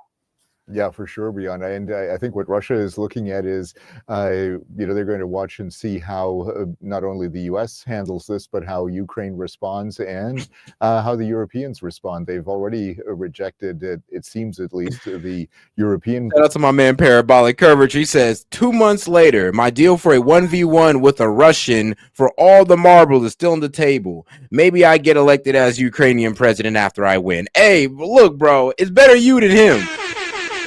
It's better you than Zelensky, believe it or not, because this is ridiculous. Like the fact that, like I said, 2 months later, and here we are with you, like literally Ukraine holding nothing at all, no cards, and this Putin over here popping vodka bottles in Moscow right now. They're literally having a party in Moscow. If you don't think Putin's holding a party over this, you're wrong. Like, there's a huge celebration going on right now. So I can't understand why everybody's still like, well, honestly, I can't understand why they're mad at the US. Like, they're acting like we went to war when we didn't. If anything, you guys should be mad at NATO. How come NATO catches no flack for this when they're the ones that try to bring in Ukraine at Putin's disgust or at Putin's dissent? They wanted to go against Putin and they effed around and find out. Why is there no blame to NATO? Why is it on us? I remember when somebody in the chat going like, we should go over there and die for Ukraine. I'm just like, why we gotta die? Why it gotta be us? Proposal. They may not have a full understanding of it yet, but it seems like they're rejecting it already. So what you're seeing, I think, is Russia just saying, let's see what they're going to do here, and we'll just draw things out, because Russia thinks that it can actually win this militarily. That may not actually be true, but they're looking at this from the standpoint of the successes that they've achieved around Pokrovsk, the fact that there are Russian incursions in Zaporizhzhia, as Zane mentioned. And so these are the kinds of things that will give them a bit of confidence. They think they can weather this. I mean, see, it's like, bro, behavior bender, bro. Come on now. I understand that this hurts your feelings a little bit, or that, not even say hurt your feelings, but you are in disgust over this. But let's be reasonable, brother. Let's be reasonable. They're like, it doesn't matter. They're still losing their land. If they sign this peace deal, they got to cut their military by 600,000. They lose land. Russia gets back into the global economy. Does it even matter that they held them off this long at that point? They held them off for 4 years, and what they get out of it, besides thousands of dead bodies, thousands of dead soldiers, what they get out of it? Tell me. Exactly.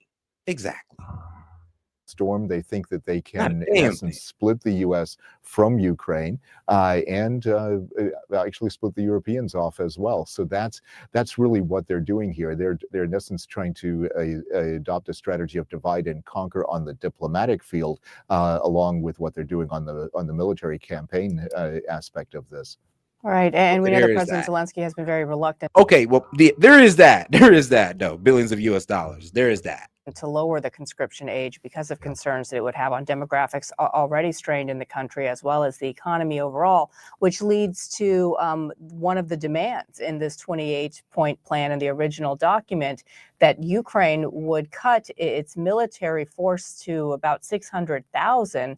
Many Ukrainians view this as not only a non-starter, but also an example of Russia not being serious about a ceasefire, because why on earth would they demand that? Because they want to make sure that Ukraine does not have the ability to attack them.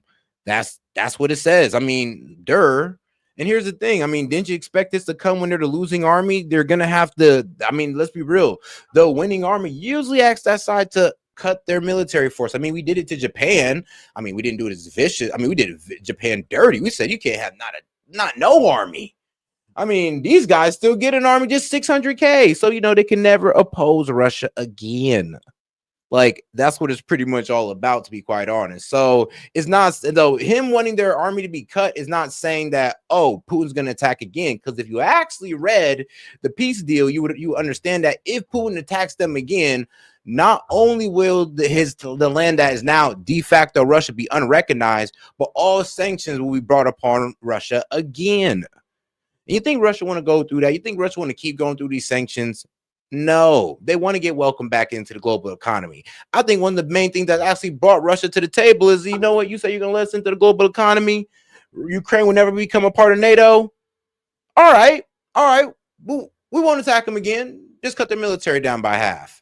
I mean, hey, trust me, it's not. So them cutting down the military is not pretty much saying that, oh, we're going to attack them again. I mean, let's be real. They could just do that now and wipe out their entire military if that's the case. So no, the demand to cut Ukraine's military does not mean that Putin's setting up to attack them again. The Ukraine's military be cut so drastically if there weren't plans sometime in the future to once again reinvade. Yeah, it's clear that the Russians want to reinvade, and they haven't abandoned that particular plan. It's part of their what amounts to their national strategy and President Putin's goals. He's very clear about these things, and on this particular aspect, we should believe him. It is one of those areas where it kind of harkens back to what happened to Germany after World War I when you had the Versailles Treaty. Except the big difference is that Germany was an aggressor nation in World War I. Ukraine here is not the aggressor nation. In fact, it is the victim of aggression. And to have the victim give up a large portion of its forces, a large portion of the manpower of its forces, really puts them on the back foot. At least the attempt would be to put them on the back foot. And that it would really mean that what they want to do is. Oh God, let's not forget to double tap that screen and like the video. Appreciate the support, by the way. But let's not forget to double tap that screen. You have any questions, comments, jokes, or disagreements? I'll be happy to read it out loud and, of course, engage with it. It's a great way to keep the stream going longer. So shout out to my guy, Parabolic Curvature, for starting us off. But all right, now let's get into the next video. Zelensky. Let's hear from Zelensky and let's see what he has to say, because it's going to sound real sad and pathetic, sadly. We do have breaking news out of Ukraine. The country's Air Force says that Russia is launching a ballistic missile attack tonight on Kyiv. This follows a drone strike on Kharkiv yesterday. Even so, both the U.S. and Ukraine say progress is being made on a plan to end the war. President Trump says that something good may be happening following intensive talks in Geneva over the weekend between U.S. and Ukrainian officials. Secretary of State Marco Rubio called meetings productive and meaningful, and Ukrainian President Zelensky is now striking a more optimistic tone. Дипломатія активізована. Це добре. Diplomacy has been activated, which is good, very good. We expect that the results will be the right steps. The first priority is reliable peace, guaranteed security, respect for our people, respect for everyone who gave their lives defending Ukraine from Russian aggression. Negotiators are working off the 28-point ceasefire plan that President Trump presented last week, which calls for Ukraine to give up territory, reduce the size of its military, and promise not to join NATO, demands that Russia has made all along. That plan is now being modified, but Vladimir Putin may nix any agreement, and President Trump's initial demand that Ukraine agree to a plan by this Thursday now appears flexible. So there is a lot in flux and much to discuss with Brett McGurk, CNN global affairs analyst who has served in senior positions under the last 4 presidents, including President Trump. Brett, always great to see you. Look, you've been on the inside, now from the outside. Can you tell where things are headed? Is this moving away from that very pro-Russia 28-point document? Yeah, John, I spent some time at that Intercontinental Hotel in Geneva where a lot of deals, many times in secret, are done. I was struck by the room there. You had about 10 people on each side. It's kind of hard to get things done with that group. But look, it looks like there was some progress made. Over the weekend, John, this is what makes foreign policy both so interesting and so complicated. It's not just the president. He has primary authority in foreign affairs, but there are other actors, particularly here. And if you even go through that 28-point plan that came out last week, there's a role, John, for Congress because it calls for lifting sanctions on Russia. Those are congressionally mandated sanctions. You can't do that without Congress. There's a role for Europe. It talks about using frozen funds that are in Europe. Europe has a say in that. There's a role for NATO. Oh, yeah. Europe has to use about $100 billion of frozen Russian funds to help rebuild Ukraine. So, there's a plus for Ukraine. Today they're going to rebuild it. They're going to revitalize it. It's all good, man. Everybody's going to put in on rebuilding Ukraine. Even Russia. Not intentionally, but by frozen assets that were released to Ukraine. NATO has a say, and of course, Ukraine has a say. So what you saw over the weekend was all these other actors get involved and say, hey, wait a minute, we need some changes to this plan. And then you had the U.S. side meet with the Ukrainians, and from what we are hearing, the plan is now significantly revised. Whether this can stop this horrific war that we all want stopped, that remains to be seen. And you can see again, John, Russia tonight launching another missile and drone attack all across Ukraine, which looks to be ongoing. You talk about people coming from different places in this not being a binary discussion. What about people coming from different places, even within the U.S. administration? Does it feel to you, like many are writing, that Secretary of State Rubio may have been in a fundamentally different place than Steve Witkoff was, who was playing point on this 28-point plan?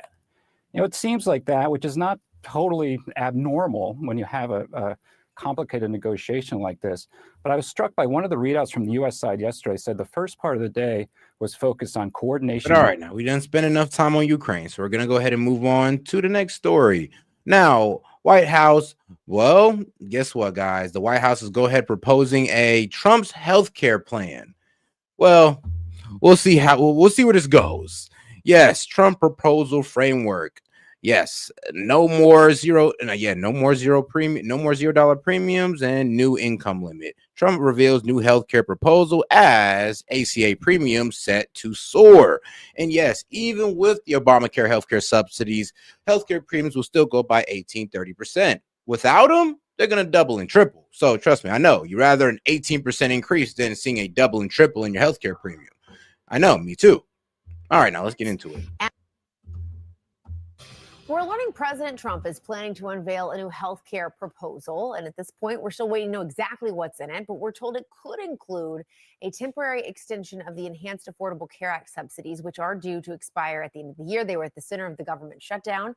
However, the subsidies could come with some fresh guardrails that could include new income limits and a requirement that everyone pay some form of a premium. Now, we should note that if the subsidies do expire, millions of Americans are expected to see their premiums more than double next year. Zach is joining us now. He's a professor of health policy at Yale University. Zach, thanks for being here. As I noted, we are very much still waiting for specifics here.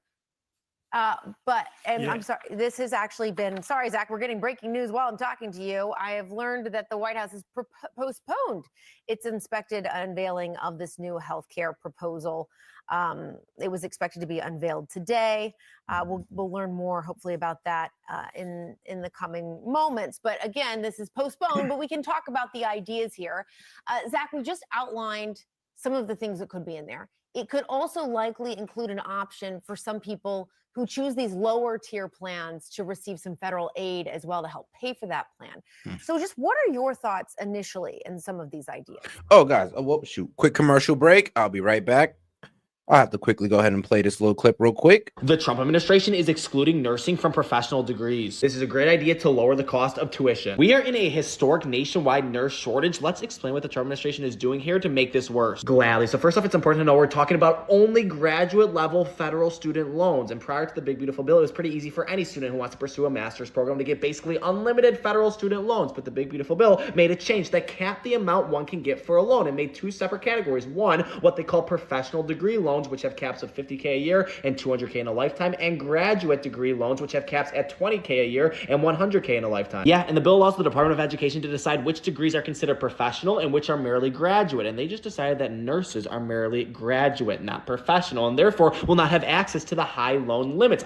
Shouldn't we be incentivizing more nurses, not less? Let's establish some facts first. 80% of the nursing workforce does not have a graduate degree, so they won't be affected by this, and the majority of those getting a graduate degree will also not be affected by this because their cost is already less than that $100K in their lifetime. The Department of Education estimates only about 5% of current nursing programs will be affected. Well, the master programs that will be affected are some of the most important ones: the Doctor of Nursing Practice degrees and the Certified Registered Nurse Anesthetist programs. And these nurse anesthetists are crucial, specifically in rural hospitals who don't employ a lot of anesthesiologists, so therefore these nurse anesthetists are necessary for surgeries. Why are we bottlenecking these degrees when they're crucial for America? Are they not professional enough? And here's the very point. The goal of this is to lower tuition costs. Ever since Congress removed caps on graduate loans, the cost of tuition has skyrocketed, burdening students with boatloads of debt. These new limits will naturally lead to tuition prices coming down as schools need the students, and once they realize the government isn't just blindly subsidizing every single increase they make, they will be forced to lower costs. We are already seeing this at law schools throughout the country. Well, removing these caps have allowed more students to attend higher education. A more educated society is a good one, and what I just don't understand is the minimization of nurses throughout our country. They are the backbone of our healthcare system. They kept us afloat during COVID, and now there's a nationwide shortage. Why are lawyers and dentists considered professional, but nurse practitioners, who often play the role of doctors, are not? Look, this classification was not based on worth to society. It was partly based on a 1965 Department of Education professional definition that didn't list nursing. Okay, that definition just provided examples based on that time. It didn't create a criteria. Plus, nurse practitioners weren't really a thing until the 1970s. Well, that's why the Department of Education made a three-pronged, unbiased list for programs to be professional. It must be all the following: mandatory for life licensure tied to one national exam and built on a uniform nationwide curriculum. Nursing just didn't match that. Well, now according to all the nurse associations and a Republican nurse practitioner in Congress, this will exasperate the nursing shortage even more. Again, it only affects 5% of nurses, and the goal is to do the opposite by lowering tuition costs. Well, you may end up raising them by forcing wannabe nurses to take out private predatory loans. Let's see what happens. Great.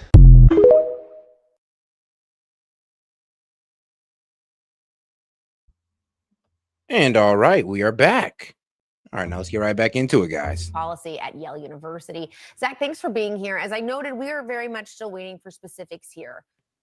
I'm sorry, this has actually been, sorry, Zach, we're getting breaking news while I'm talking to you. I have learned that the White House has postponed its expected unveiling of this new healthcare proposal.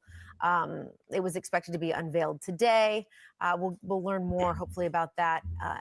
I like how Trump is literally doing what I suggested the Republicans do like a month ago. Look, just come out with a health care plan, like just lay it out for us. And, you know, like I said, CNN is going to bastardize it and Fox News is going to hold it to the highest of the mountain as if they got the 10 Commandments. And we'll take it from there. And then we'll let the people dissect it and see if we like it. Like, I like what they're doing with that. I mean, it sucks that they postponed it, so hopefully it's going to come out sometime this week. But hey, at least they're trying to come out with some type of healthcare plan that, well, could possibly replace Obamacare. The coming moments. But again, this is postponed, but we can talk about the ideas here. Zach, we just outlined some of the things that could be in there. It could also likely include an option for some people who choose these lower tier plans to receive some federal aid as well to help pay for that plan. So just what are your thoughts initially in some of these ideas? Yeah, I was just happy that President Trump entered the chat, right? Healthcare costs are crushing folks who are out there across the country. If we don't see these subsidies come into play, what we're going to be seeing is a couple who's 60 years old, earning $80,000 a year, paying $30,000 for their insurance premiums. So I'm just glad we're starting to talk about it. I think it's pretty concerning that we're going to see this pushed again and again. I think it shows that, frankly, we haven't been engaging with this on a really serious basis. Like, what we haven't been talking about is why are costs in this country so high and what we can do about them. Why are they so high? It's the prices. And I think that's been this sort of real backdrop to the subsidy debate. What we've really been talking about is how you subsidize health insurance. It's like saying, you know, if a hamburger was $300, how do we subsidize it? What we're not talking about is why the hamburger is $300 in the first place. Damn. So we've really never had bipartisan, serious conversations about the cost of healthcare. And one of the challenges is another way to talk about healthcare spending is to say it's $1 of somebody's income that's out there. And we're not good at doing government interventions, introducing policies that make a whole lot of folks better, but might take away income from other folks who are out there in the country. Dang. So, all right. Affordable Health Care Act in 2025, record 24 million people signed up this year. And this came out that they say they found about like 3 to 5 million people that were signed up for Obamacare that didn't know they had Obamacare, which is absolutely insane. More than 90% receive premium assistance, of course, and low-income enrollees could select zero premium options. All right. And so in terms of trying to actually put into place policies Subsidized that would by make others. things better for people out there, Americans, that would to drive down their cost, what might some of those be? So we need more competition in healthcare. You know, one of the things that's happening nationwide is hospitals buying up other hospitals, and that's raising the price of care. We see hospitals buying up physicians. It's raising the price of care. We see a lot of stuff happening with pharmacy benefits managers. It doesn't bring benefits to patients, but it makes care more expensive. Those are the types of conversations we need to have. We need to be subsidizing insurance. I think that's going to get folks coverage. It's going to allow us to have those bigger conversations about healthcare spending. But we really need to be talking about the root causes of rising costs right now. So it sounds like from what you're saying, as someone who studies this whole system, that first you essentially have to continue to subsidize because the price is what it is at this point, and it's too high for many Americans out there.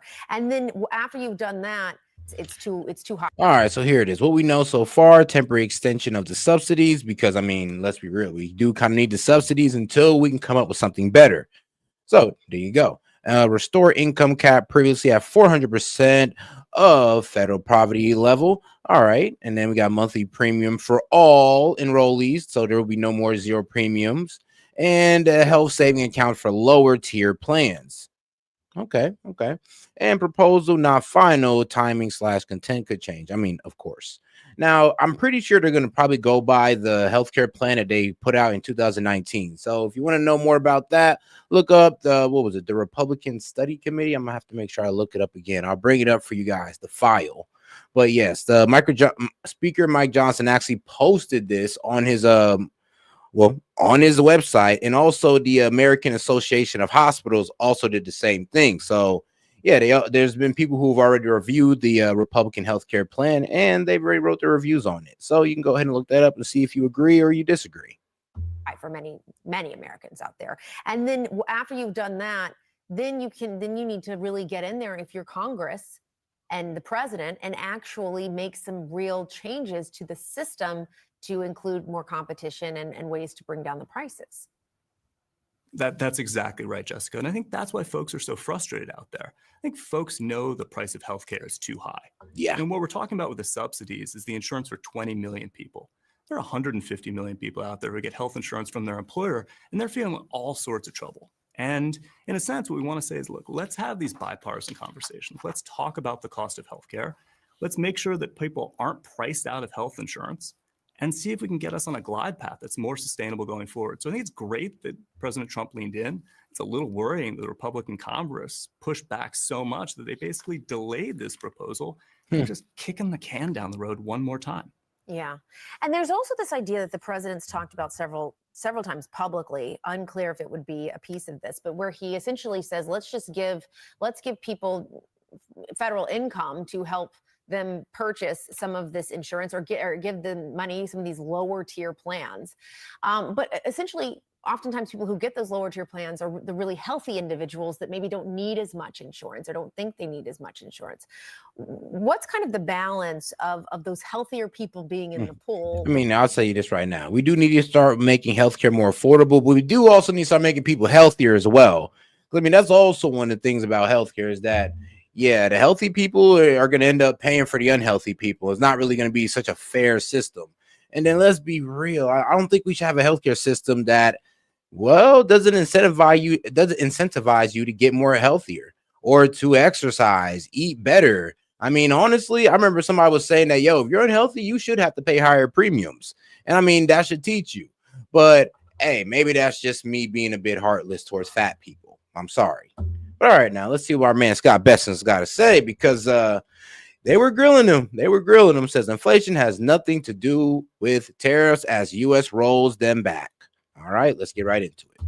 And joining me now is Treasury Secretary Scott Bessent. Secretary Bessent, welcome back to Meet the Press. Chris, good to be with you today. It's great to have you here in person. Thank you for being here. I want to start right there on the discussion of affordability. You just heard Vice President J.D. Vance ask people to have, quote, a little bit of patience with the administration. Let me ask you, Mr. Secretary, how long do Americans need to be patient? How long do they have to wait for the cost of living to come down? Well, Kristen, in March of 2024, I wrote a piece and I talked about the 3 I's that were killing Americans: immigration, interest rates, and inflation.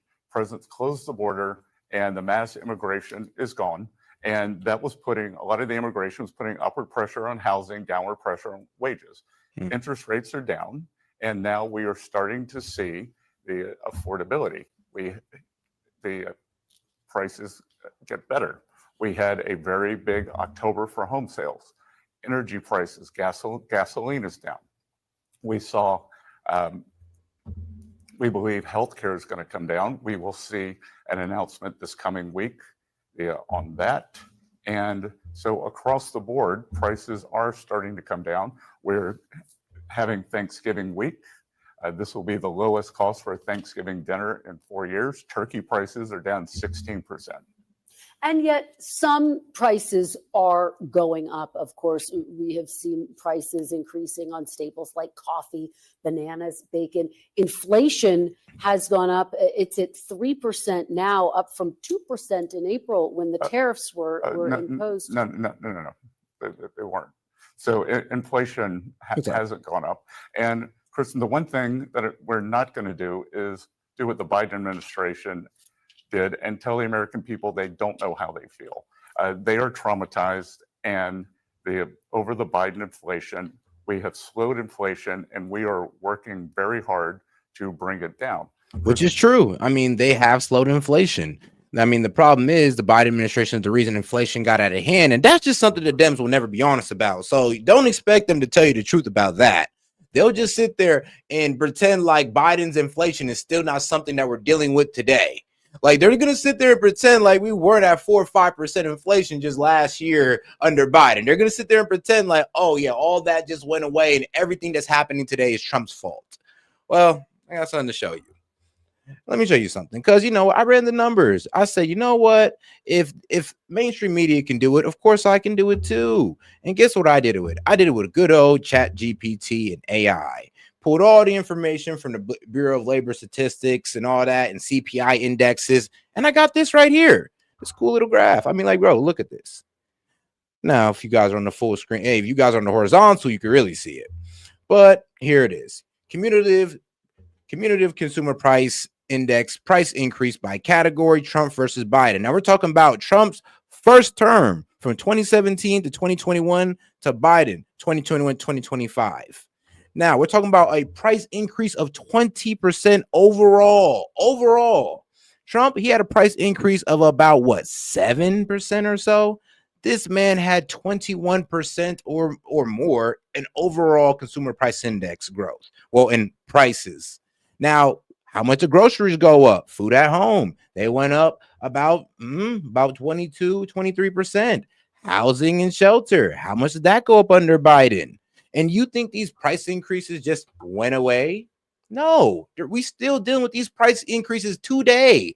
Actually, what makes it worse is that the current inflation rate, due to the fact that it hasn't been stabilized yet, is adding on top of it by 0.3% about every month and according to the consumer price index. If you look, it has went up about 0.2, 0.3 month over month. But we all want to sit here and pretend like, I don't know, this had nothing to do with it. Like, come on now, let's not be intellectually dishonest here. But I mean, hey, shout out ChatGPT. I mean, you gotta love ChatGPT. But all right, guys, let's get back to my man Besson. And I can tell you that the Council on Economic Advisors has a study. You know, the best way to bring your inflation rate down, move from a blue state to a red state. Blue state inflation is 0.5% higher, and that is because they don't deregulate, they keep prices up, energy is higher. Just according to the consumer prices, inflation was at 2.3% back in April. In September, 3%. But let me ask you about tariffs, because there's this big announcement on tariffs. Since you were last on this program, the administration announced it was rolling back tariffs on more than 200 food products. You have said recently that you think tariffs help consumers. If tariffs help consumers, why is the administration rolling them back? Well, if you actually knew just a little bit of economics, you could honestly just say, well, since they're rolling back the tariffs, and this doesn't mean that it goes straight to the consumer still, actually this means that, well, this actually employ these guys to buy more product, thus having more supply, thus lowering their costs. I mean, I remember one of the main points was, well, they're limiting how much they could buy so they don't have to pass it down. I mean, they're limiting their supplies and they're taking it to the chin, or like the Dem said, or they're just going to limit their supply and pass it to the consumer. Great. Use that same logic. If there's less tariffs to pay, that means they could buy more product that's adding more supply, thus lowering their prices. First of all, Kristen, if you look at the data, that imported goods, the inflation has actually been flat. Inflation. Yeah, but you tell that to a Dem and they're going to hit you with this. No, it was a huge movie. It was the lead. No.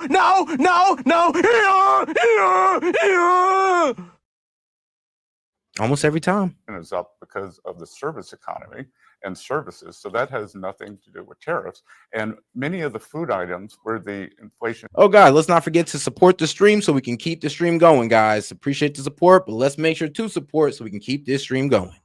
Is coming down.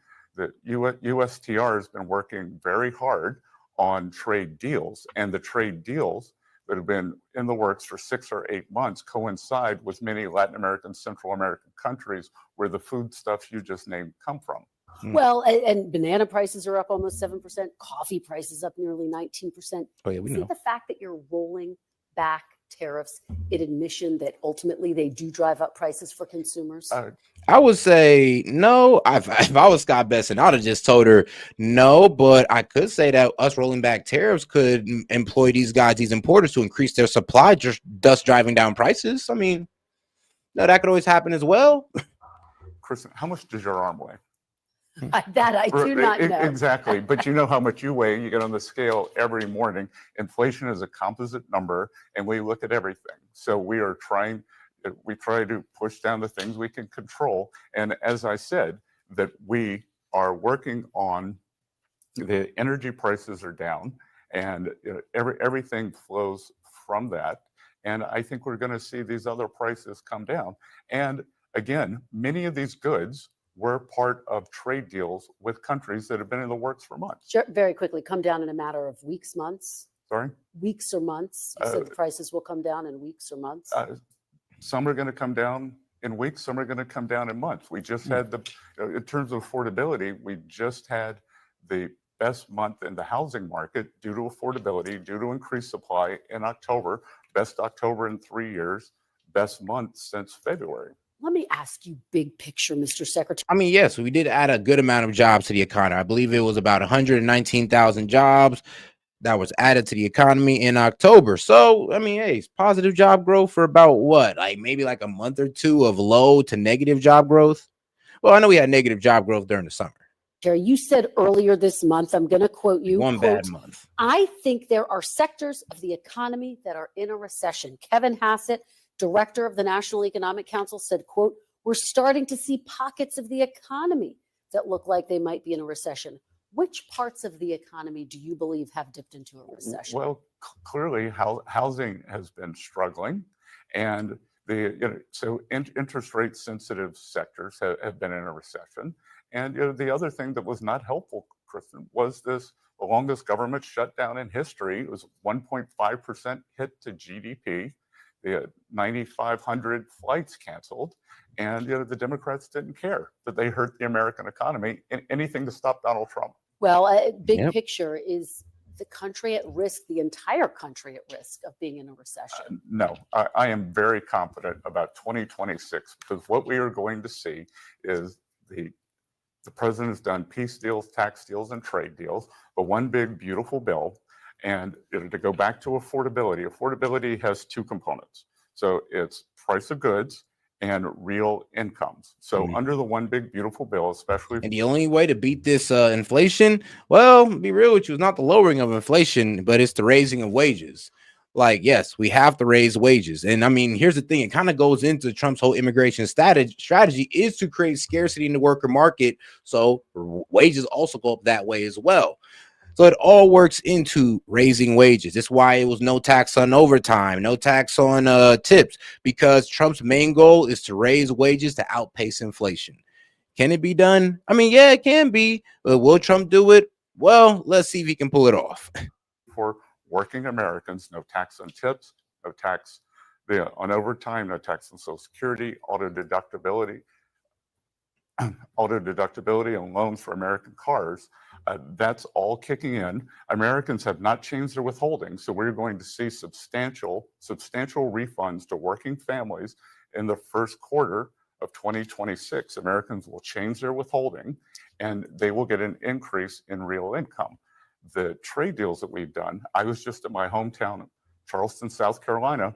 Boeing is expanding their Dreamliner plant, 1,000 new jobs, and I think we're going to see these plant openings every week. I am very, very optimistic on 2026. We have set the table for a very strong, non-inflationary growth economy. Okay, let me ask you about the big news on the world stage. You just talked about the president's peace deals. Let's talk about Ukraine. U.S. lawmakers on both sides of the aisle, Ukrainian officials who I've spoken to, say the peace plan for Russia and Ukraine, as written, only benefits Russia. Let me ask you simply, Mr. Secretary, was this 28-point plan written by Russia? I have no information on that, Kristen, but I can tell you, I am the highest ranking U.S. official to have visited Ukraine. I went last February. I would say this. I mean, yeah, I would just admit it. Like, yeah, it's definitely written by Russia. Actually, Russia came into the negotiation table and they told Ukraine negotiators just to sit their ass down and let them handle things. Because that's literally how this Ukrainian peace deal was written. Like literally written by the Kremlin and nobody else. Like nobody else. Not even America. Not even we had anything to say about it. They just sat everybody down and they said, look, you're just about to watch us write this treaty. Okay, you're about to watch us write the peace deal. And when I went last February, I went with an economic cooperation agreement between the U.S. and Ukraine. President Zelensky pushed back against it. The same people you're just talking about there pushed back against it. Mainstream media pushed back against it. You know what? We did it 3 months later, and now it is the centerpiece for the Ukrainian economy that this agreement is even funding military plants for the very innovative military sector in the Ukraine. So, I would be very careful on conventional wisdom. And to go back to your question, it is a peace negotiation. Well, okay, to that point, Republican Senator Mike Rounds, who was briefed by Secretary Rubio, came out and he said this, quote, "It's not our peace plan. It looked more like it was written in Russian to begin with." Secretary Rubio said, it doesn't matter. I mean, look, them signing this peace plan does not affect us not one bit. Are we losing land? No. Do we got to cut our army? No. So I'm not even understanding why they're trying to include us in Ukraine's mess. Like we're like, first off, Ukraine isn't even part of NATO. So, I mean, I don't even know what all this loyalty to Ukraine is all about. Like, bro, it don't even make sense. Like, at least with the Israel first guys, that makes sense because a lot of those guys are mostly Jewish. But this whole loyalty to Ukraine stuff, I mean, y'all not even Ukrainian. Actually, y'all actually have a hatred for the people of Russia, which guess what? There's a lot of Russians in Ukraine. So I'm so confused on this blind loyalty towards them and thinking that we just need to go balls to the wall for a country that, I'm gonna be honest with you, that was known for corruption most of its, like honestly, for all of its life. So please tell me why we care so much about Ukraine. Just make it make sense. it looked more like it was written in Russian to begin with. But he's right. It's not our peace plan. You're right. It's Ukraine and Russia's peace plan. Like, stop trying to include the U.S. as if we're taking a loss here. Secretary Rubio says the U.S. did write the plan, but regardless of who wrote it, U.S. lawmakers are concerned that it benefits Russia over Ukraine. Is the administration, is President Trump planning to pressure Ukraine to accept this deal? Look, at the end of the day, it's going to be a decision with the Ukrainians. President Trump is a president of peace. This war would not have started. There was no Ukrainian territory taken anytime that he's been in office. Everything else, Crimea and this move had been when President Trump wasn't there. President Trump has put more pressure on the Russian Federation with economic sanctions. The laggards here are the Europeans. The Europeans tell me, oh, we are doing our 19th sanctions package. In my mind, Kristen, if you're going to do something 19 times, you failed. Instead, President Trump moved forward with a bold initiative that the Europeans would not follow us on. He put a 25% tariff on India because they were buying Russian oil. The Russian oil going in. And yeah, here's the thing, like we low-key tried our hardest. Like we put sanctions on these guys already. Like we did it before the war even started. I mean, we got India to back out of buying oil. We got China to back out of buying rare earth minerals from these guys. I mean, we did everything in our power to cripple their economy, and they still came out on top. Still end up having the upper hand on the battlefield. We weren't able to crush their economy in time to pretty much get Ukraine a dub. I told you that was the gamble. The gamble was, can we crush Russia's economy in time so they can't even carry out the war, and either they get a stalemate or they lose? Apparently, this is where we're at right now. None of that happened. Their economy didn't get crushed, and if anything, it was Ukraine that got crushed militarily. To the Indian refineries, guess who was buying that? The Europeans. They are funding the war on themselves. President Trump, 2 weeks ago, sanctioned Rosneft and Lukoil, the two biggest Russian oil companies, and the price of Russian oil has collapsed. Very quickly, is the Thanksgiving deadline set by President Trump a firm deadline? I haven't spoken to him about it, but I am confident that the peace process is moving forward. Okay, let me ask you about another topic this week that got a lot of attention. 6 congressional Democrats released a video with a message to service members and intelligence officials. Take a look. The threats to our Constitution aren't just coming from abroad, but from right here at home. Our laws are clear. You can refuse illegal orders. You can refuse illegal orders. You must refuse illegal orders.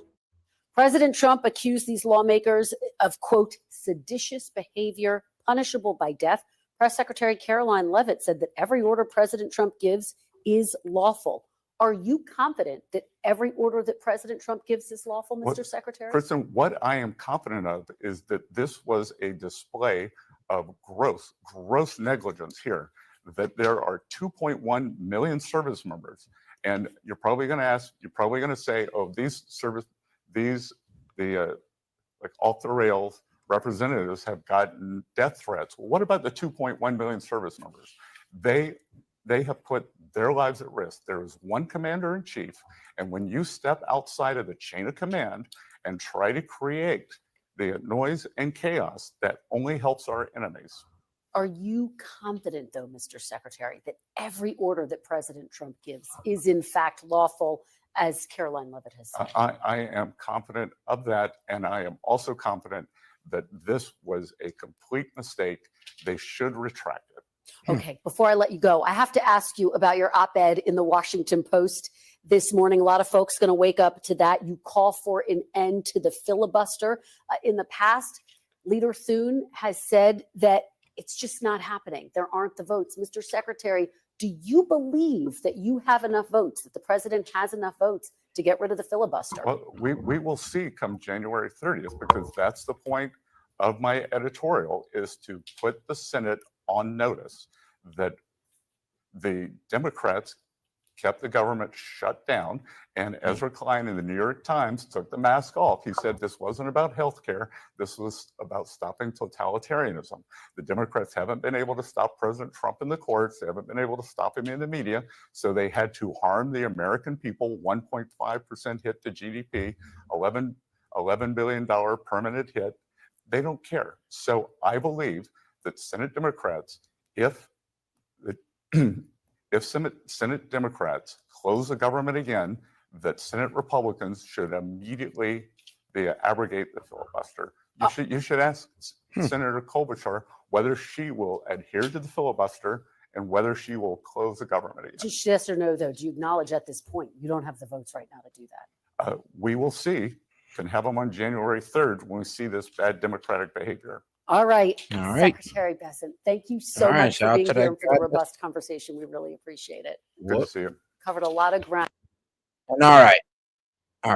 Now we're going to go ahead and get over to, well, this nice little clip real quick, and then we're going to move into the monologue. And hey, I'll keep the stream going if we can go ahead and get up to $30 in super chat, because right now we're only at $5, and only my man Parabolic is, supported. So shout out to my man Parabolic. In the meantime, though, enjoy this clip, and then I'll be back with a monologue. Whoa, the Department of War just announced they may recall Senator Mark Kelly to military service for a court-martial over his involvement in the Defy Illegal Orders video. The political weaponization has seeped into our military. This is disgusting. Let's explain a few things before we argue. So Senator Mark Kelly is a retired Navy captain and NASA astronaut. Yeah, where he served our nation over 24 years, flying 39 combat missions during the Gulf War and logging over 5,000 flight hours and 4 space shuttle flights at NASA. He's the definition of a patriot. But because he served longer than 20 years, he is considered a retired service member and therefore still subject to the UCMJ, the Uniform Code of Military Justice, unlike the other veterans in the infamous video. And all the Department of War said today is they are following their protocol and opening an inquiry into the senator, which could lead to a recalling of the senator to service so he can be court-martialed and face charges. But that has yet to happen, which is just so absurd that any of this is even happening. The video released by these duly elected Democrats said absolutely nothing other than reminding service members of their oath of office. They said you must defy illegal orders, which is the law. They were merely reminding military members of their oath. Look, the Department of War has promised due process for Mark Kelly. A military lawyer will screen the allegations and a determination will be made if the evidence exists that Kelly violated the UCMJ or the U.S. Code, specifically 8 U.S. Code 2387, which prohibits actions intended to interfere with the loyalty, morale, or good order and discipline of the armed forces. Okay, that code requires intent, and these lawmakers made their intent clear. They took an oath to the Constitution, and all their video did was remind service members part of their oath is one to defy manifestly illegal orders. Every service member is trained knowing this, and all this video did was remind them of that. Okay, but their reminder came with this huge lead up saying, and I quote, right now the threats to our Constitution aren't just coming from abroad, but from right here at home, unquote. This is a clear insinuation that illegal orders are already being given, but they gave no examples, and you can see when Democratic leaders are making this unclear claim how it could cause chain of command issues. Okay, but their lack of examples could be interpreted that they were saying illegal orders are not being given now, but they see the breadcrumbs of potential future illegal orders. Like what? Trump's first term when he reportedly suggested shooting protesters, or when he incessantly called to overthrow the 2020 election, or when he called for the termination of the Constitution, or this term when he said, quote, he who saves his country does not violate any law, said every dictator ever, or Stephen Miller suggesting judges' rulings against them are committing legal insurrection, or his top members in the DOJ reportedly openly suggesting violating court orders. I can go on and on. Okay, I mean, it feels like we're cherry picking. Must I remind you, these Democrats have now admitted no illegal orders have been given as of yet. Don't you think that would have been an important piece to add into this video? China, Russia, Iran, they're all praying U.S. military members start questioning the orders they're given, as that leads to a weakened military, which threatens our homeland. Again, we're living in a time where we have a president who admitted he thinks as long as he's, quote, saving his country, he cannot violate any laws. These lawmakers merely reiterated that even in a time where we have a president who disregards our Constitution, that service members' oath remains to the Constitution. It is crucial. They know Democrats will have their back, and that's all that was done here. Well, now it'll be up to the legal processes of the U.S. Senator Mark Hawley will be given his due process to see whether or not he upheld the laws of the United States. If reminding people of their constitutional duties is illegal now, we have some issues. I think I've made my point on that. Have you?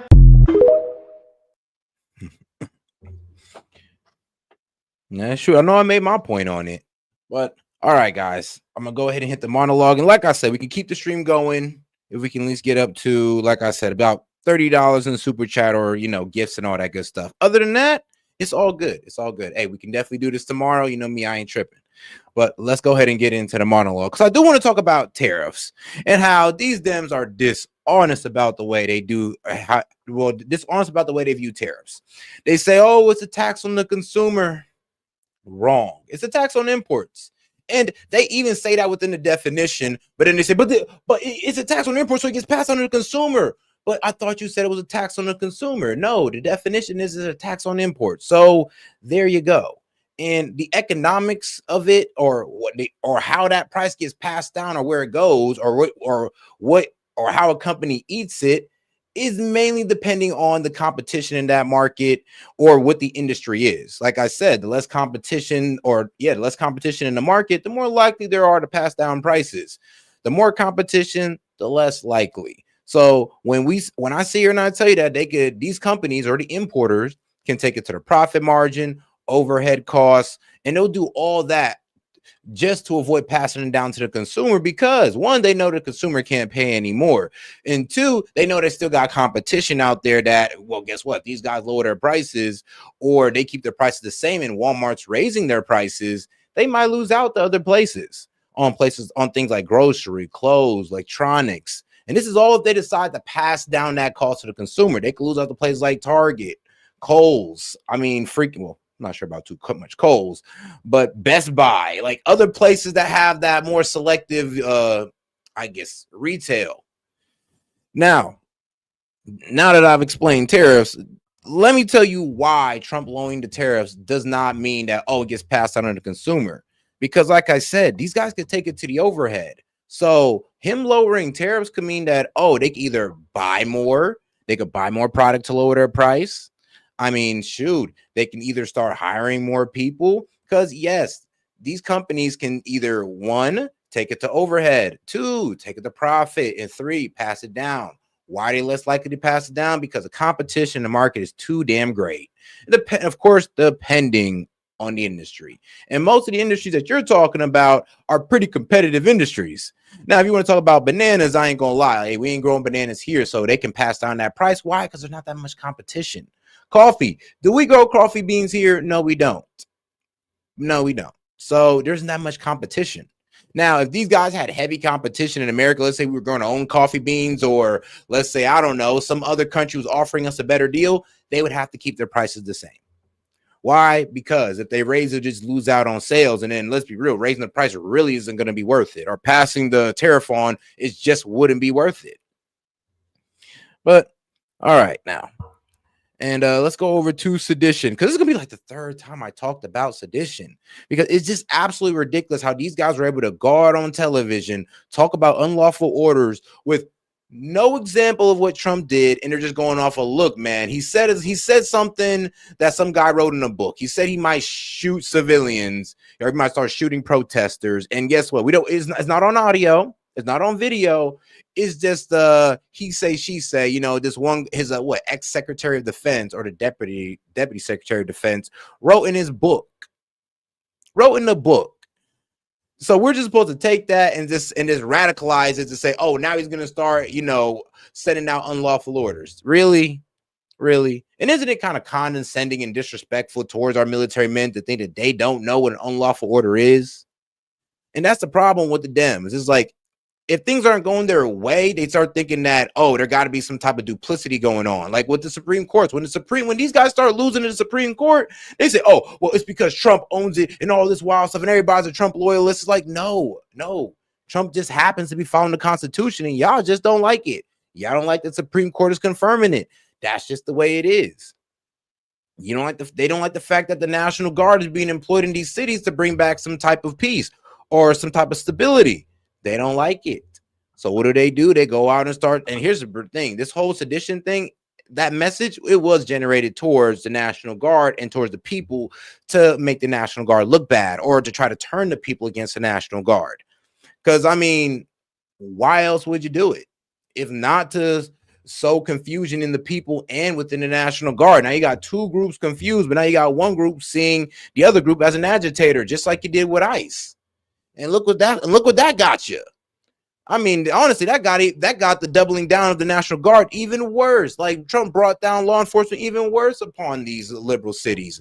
So I'm not even sure why they're still fighting like this, knowing damn well ICE is only upholding the law, knowing damn well ICE can hold people up to 72 hours. But they're gonna say, oh well, they held somebody for the day, and that's just such a crime. It's so wrong. No, it's not.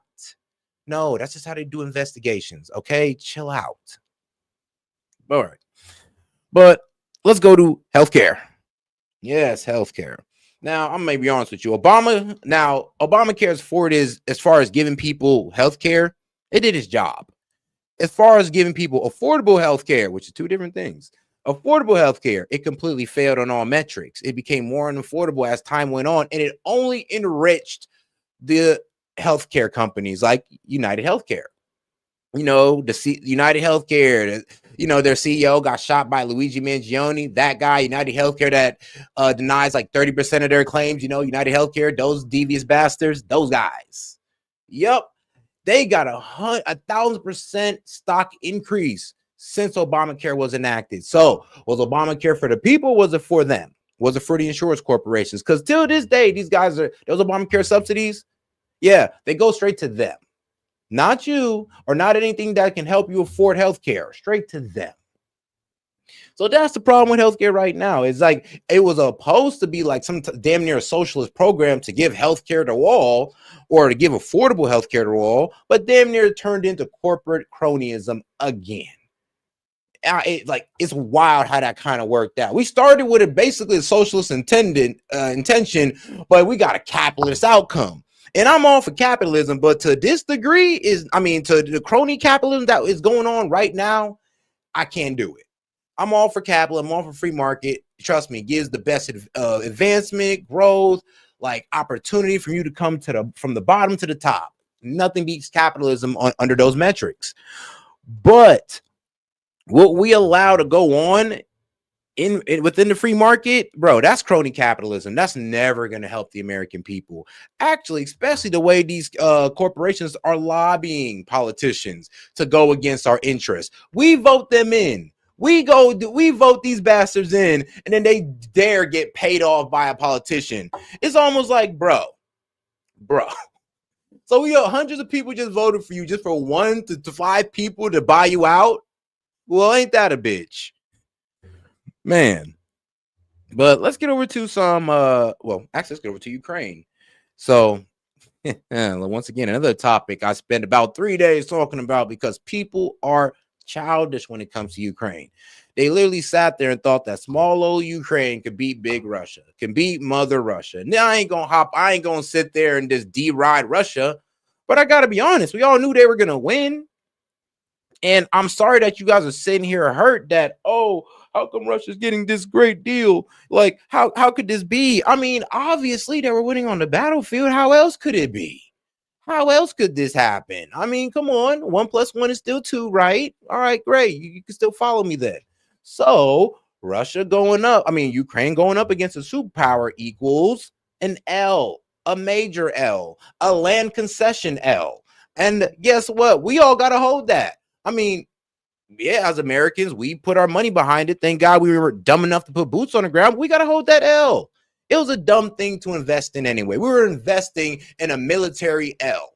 Now that we're here, I mean, we thought we could get pulled off the W, but we got an L for $350 billion in, at least no lives lost, and what, a whole lot of missiles just wasted that we could have used. So thanks a lot, Ukraine. I mean, we put all this into you just give us an L.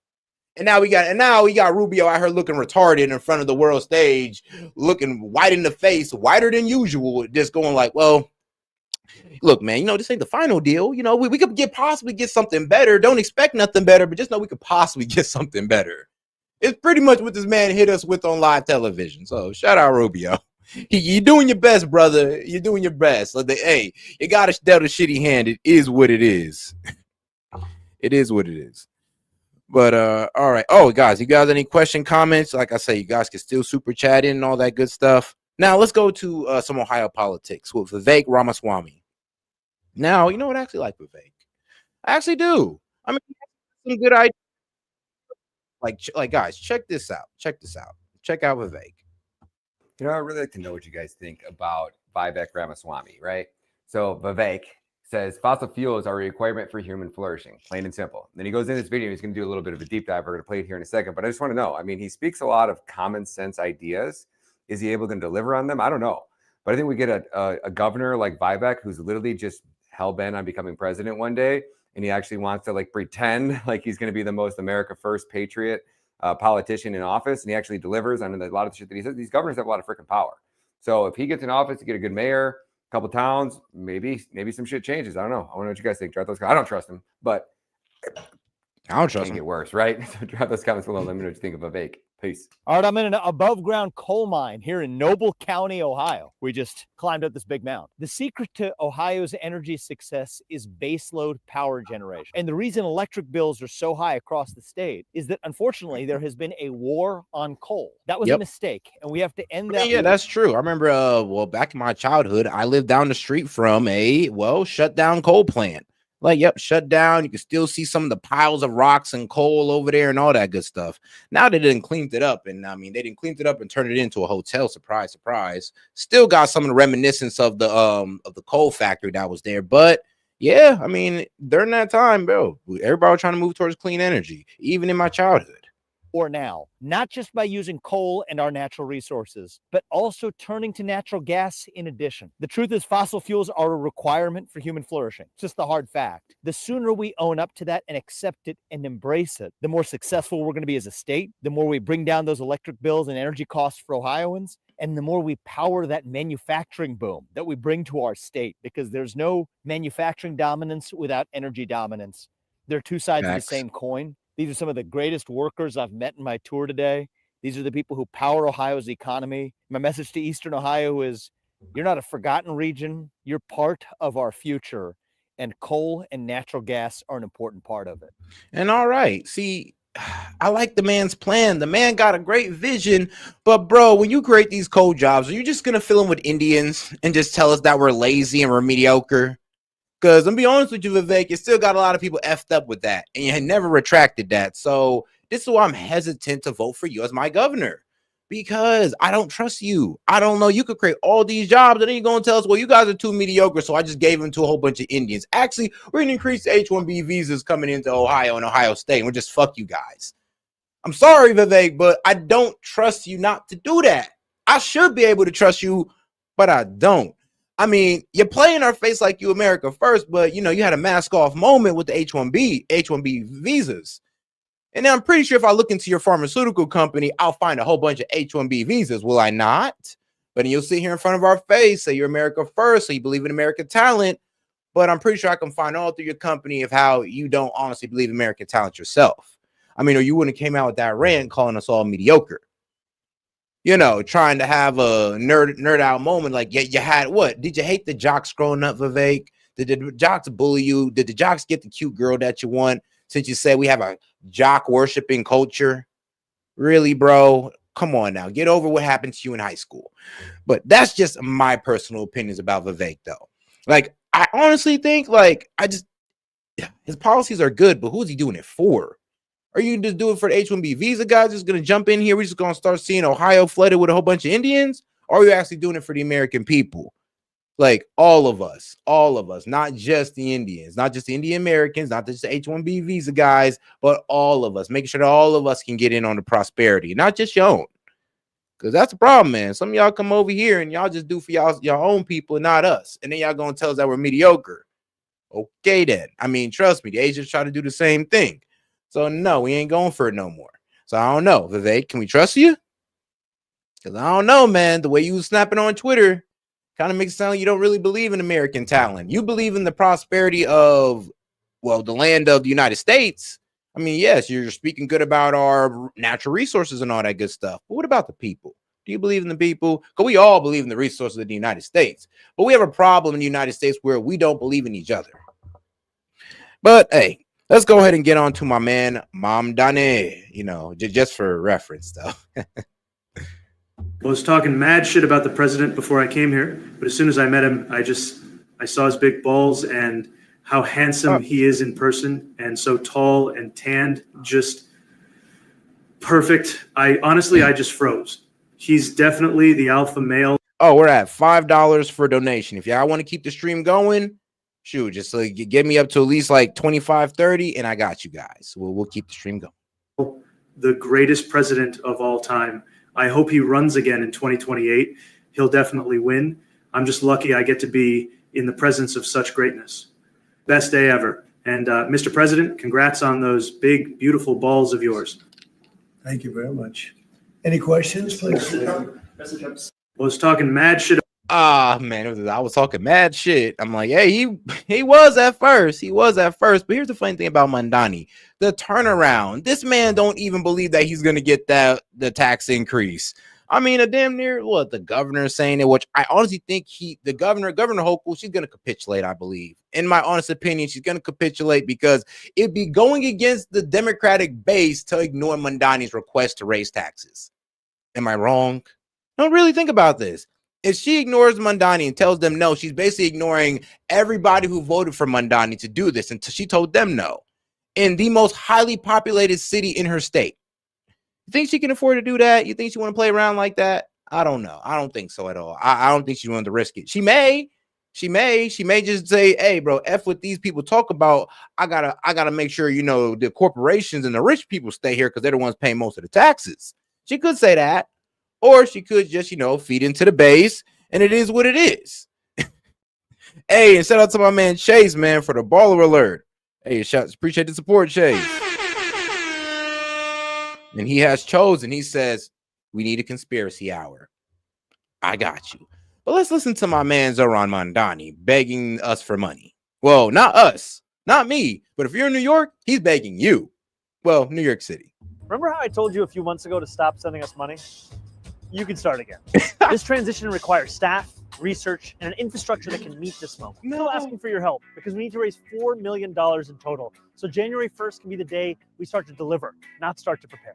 I hope very soon not to have to ask you for money. But until then, I'm asking. Leaves, they are changing. The air, shameless. It is crisp. But one thing that stays the same is we still need you to donate. Remember how I still need them to donate. I'm just like, Zoran, is either you spend too much on your campaign and you're in debt, or yeah, you're actually just trying to make the New Yorkers not only have to pay these taxes, but also have to pay extra money so you can fund your socialist agenda. Yeah, I don't think that's fair, but hey, man, this is why, you know, I feel like Zoran Mamdani is gonna have to water things down. Excuse me, but he has no choice. He has no choice but to water things down. No choice at all. And this right here, oh, you know what? I may piss some of you guys off with my commentary on this, but this right here, in my opinion, is low-key sick. And I'm gonna play the video and I'm gonna tell you why. Every tongue shall confess, every knee shall bow that Jesus Christ is Lord, to the glory of God the Father. Jesus is Lord. Jesus is Lord. Bacon. It's really good. Bacon? Bacon? Anybody? Wow.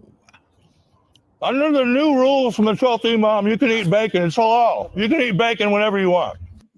So yeah, the prayer ended. Now this guy was being completely soft about it. I'm not even gonna lie. I'm not even gonna sit here and pretend like this bro wasn't overreacting. We look up to see them taunting us in our faces with bacon.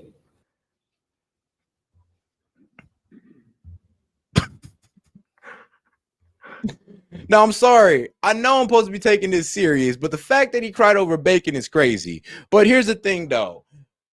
There has been a relentless disrespect of the Muslim community. And here's the thing, guys. You guys are not trying, and I don't know why, but it's our side. It's my side. So I got to hold my side accountable for this.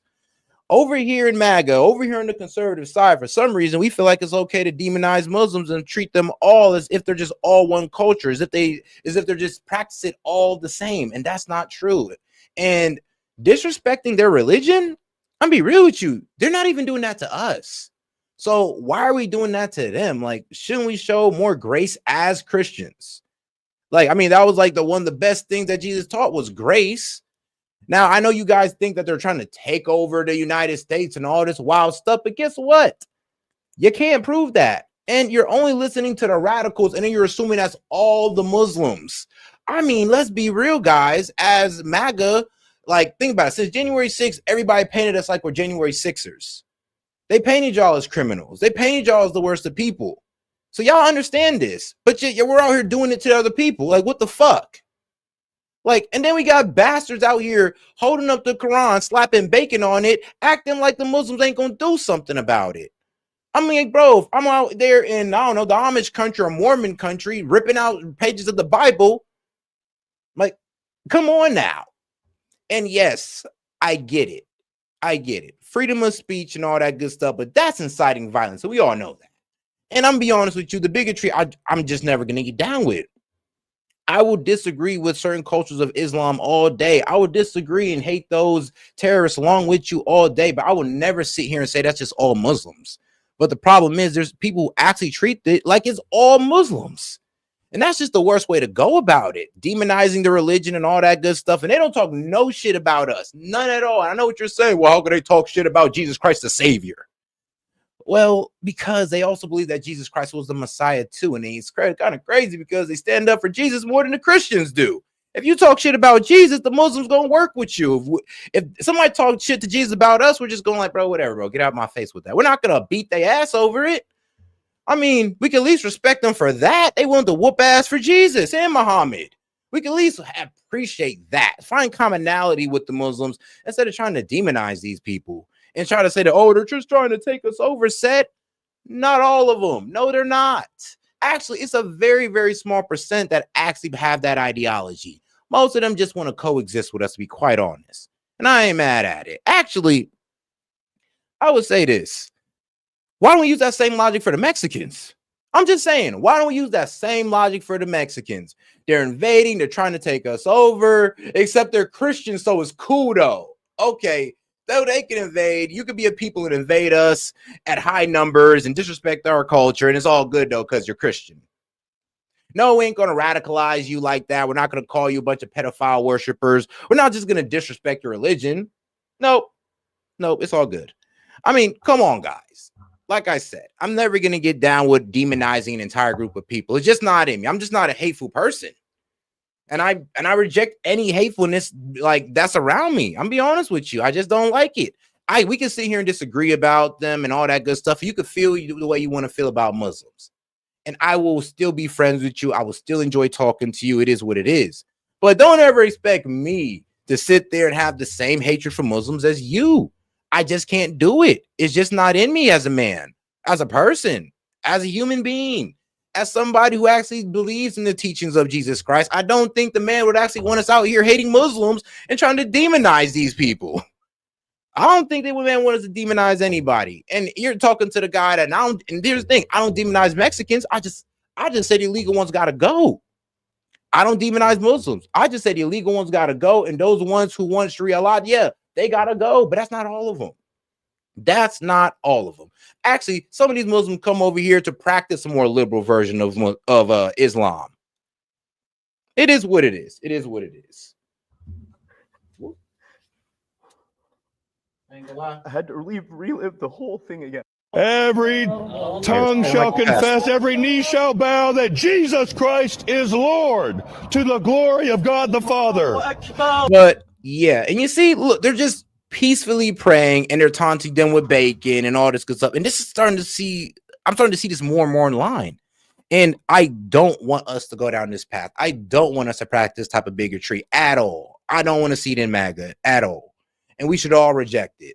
We can sit here and have our criticisms about Islam, but treating these guys as if they're like not human, treating them as if they're just the worst people on the earth, that ain't it, man. That ain't it. Trust me. I mean, 1% of the population, and we're going to treat them like what? They can really take over the United States? I mean, let's be real. If you want to avoid that, have more kids. Boom, there you go. Whole operation has been destroyed if you just out baby the Muslims. Oh, we don't want to do that. Okay, then what are we complaining about? But all right, now I do want to get on to conspiracy hour, though. I do want to get on to conspiracy because that's what my man Chase and my man Green Bean paid for. He said, "Let the good times roll," and they shall. And they shall. But in the meantime, though, while I go ahead and pull up the conspiracy video, let's go ahead and watch CNN real quick. Because, yeah, I ain't gonna lie, they did a number. They definitely did a number on Scott Besson. The holiday shopping season kicks off this week. Really? Because I feel like it already started. Millions of Americans are bracing for some sticker shock from tariffs and inflation this time around. CNN's Harry Anton is running the numbers on the state of inflation and the state of how people feel about it. I mean, how do Americans feel about inflation, how it's impacting their lives? Right? They think prices are rising, and it's across different. Look at this. I mean, just your costs are up versus a year ago. Groceries, 85%, utilities, 78%, healthcare, 67%, housing, 66%, gasoline, 54%. Right. The bottom line is this: Americans feel like prices are rising in each and every single part of their lives, rising ever climber, and they just don't feel like, Kate Baldwin, that they can catch a break. The Treasury Secretary in new comments kind of dismissed the impact tariffs is having on inflation, also saying that prices are going to be coming down in weeks. Some other prices are going to be coming down in months. What do Americans think about that? Yeah, they think he's full of it. That's exactly what they think. I mean, just take a look here. Tariffs raising prices right now. I'm going to come over Kate's side of the screen, 71%. How dare you? I mean, when you go all over, and here's the thing, bro, this is how duplicitous mainstream media is. Like when you go all over mainstream media and you say, oh, it raises, tariffs are a tax on people, tariffs are a tax on the people, they're going to actually start to run with that. They're actually going to start to believe it the more you say it. And then when you sit there telling them that instead of the inflation that Biden caused for the reason for the price increase, it's so easy just to blame it on Trump and just, oh, no, it's because of the tariffs. Not the fact that we're still dealing with inflation from the Biden era. No, it's these tariffs. It has to be. Why? Because Trump did it. Okay, keep going with that logic. Where I do that, 84% of Democrats, 74% of independents, and even a majority of Republicans. When you can get a majority of Republicans to agree with majority of Democrats, you know that the pain is being felt by the American public right now. The Treasury Secretary can try and tell the people something, but they can feel in their pocketbooks. They simply put, don't buy what he and this administration is selling them when it comes to tariffs. You know, and Harry, one thing we've heard over and over again. Even though they've brought back jobs, I mean, they've gained revenue. So let's see, the jobs, the revenue, the trade deals, all this stuff that tariffs brought in. And I mean, what have you guys done besides actually try to strike down the very thing that brought us investments? That's all I got to say. But, oh, yeah, and also, I would do want to point to this graph that I also posted as well, because you can also go to my main page. You can see this graph right here. Like, bro, you can't really talk to us about pricing when you guys did this under Biden. Like the doubling of prices under Biden. And you think that all just went away? You think we're not dealing with that today? I mean, come on now. That it'd be extremely dishonest to sit there and say that, oh yeah, that price increase under Biden, that just disappeared. This is all Trump now. No, that's not how it works. I almost wish that's how it works. I almost wish it just disappeared and it reset it under Trump, bro. That'd be great. Those around him blaming the Biden administration for where inflation is right now. Do people agree with that? No. You know what? I want to quote Judge Judy, but I'm not going to. I'm merely going to try and say it's like they're trying to sell ice up at the North Pole when it comes to this. More responsible for the current economy. 62% of Americans say it's Donald Trump. Just 32% say it's Joe Biden. Look, Donald Trump did, in fact, inherit an economy from Joe Biden. But now we are nearly a year into the Donald Trump administration. If the Trump administration is trying to push the book over there, they simply put, the American folks aren't buying it. They say at this point, it is Donald Trump's economy, and what is happening in terms of inflation is his responsibility. That's what happens when you become president. Who knew? You know what? You inherit the economy. That's exactly right. If you want the power, you get the power. But with great power. I mean, damn, what was that? You know what? Never mind. F it. They could use the excuse of inheriting an economy, but okay. But not Trump. Okay. I got you. Great responsibility. Oh, Harry Enton and the quotes. Thank you so much, my dear. Is the economy headed for a recession? The Trump administration claims no.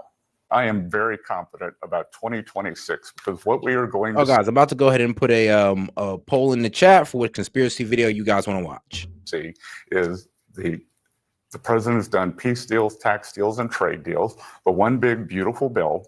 And to go back to affordability has two components. So it's price of goods and real incomes.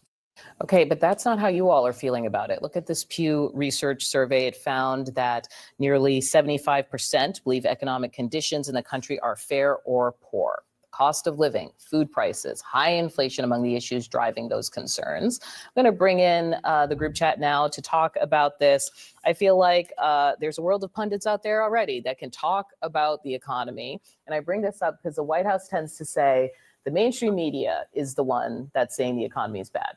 Yeah, but people feel it in prices. It's the inflation. Yeah, people do feel it in prices, but let's be real. If you say prices are up, but the prices in the economy, let's be real. When our GDP is up 3% and our stock market are seeing record highs, yeah, I mean, yeah, in terms of that, the economy is actually doing pretty well. But we're still talking about in terms of affordability, yeah, that's still a problem. And even if personal income done rose up by like $1,200, that's still not enough to dig us out of the $3,000 in buying power we lost under those 4 years of Biden. That, like I said, the Democrats like to pretend that never happened. Issue is still a big problem, especially heading into the holiday season where people are planning for their meals. The whole food stamp issue ahead of the holiday season created even more chaos. Ultimately, I think a lot of Americans feel as though the Trump administration came in saying that they were going to do so much better than Joe Biden did on the economy, only to see inflation still high, mortgage rates are still high, and they want to see the tune switch from this Trump administration. We have seen it, though, Audie, I will say. Trump is starting to talk more about the A word, affordability. I thought that's why he was jawboning with Mamdani in such a friendly way, right? Like, am I making that up? As part of it seems like. Look, Mamdani ran on affordability. That was what it was at the core of it. Everything else that there is to him, democratic socialism, all of us talk about Israel, it was affordability. And that's why he got the response that he did, because New York has gotten more and more expensive, but so has pretty much everywhere else around the country. And it's hard to tell people that they are not spending more money on groceries or on their electric bills or on their healthcare premiums when they are. Everybody knows it. Yeah, in the weeks leading up to the election, I mean, I spent a lot of time out on the road in New Jersey and Virginia just talking to voters about this. And this was Here's the worst thing about it. Like, when things were at like getting pretty bad under Biden, when things were getting its worse under Biden, these guys literally sat here in our face and said everything's good. Now that we're dealing with all these price increases from the Biden era, they're like, oh no, this is all Trump's fault. Like, so we want to pretend like prices across the board. So this, and like I said, they want to pretend like this ain't happened. But they want to pretend like what I showed you right here, they want to pretend like none of this happened at all. Like, it's all a lie. It's all propaganda. No, it's not. You guys literally Biden was literally in office and grocery prices skyrocketed by what, 20%? We are still paying that 20% today. Housing and shelter went up over 20%, still paying that today. The only thing this man Biden actually did good on was healthcare. That's the only thing this man did decent on. And guess what? They only added on top of the healthcare cost that was added on top of Trump. I know inflation's a bitch, but it is what it is.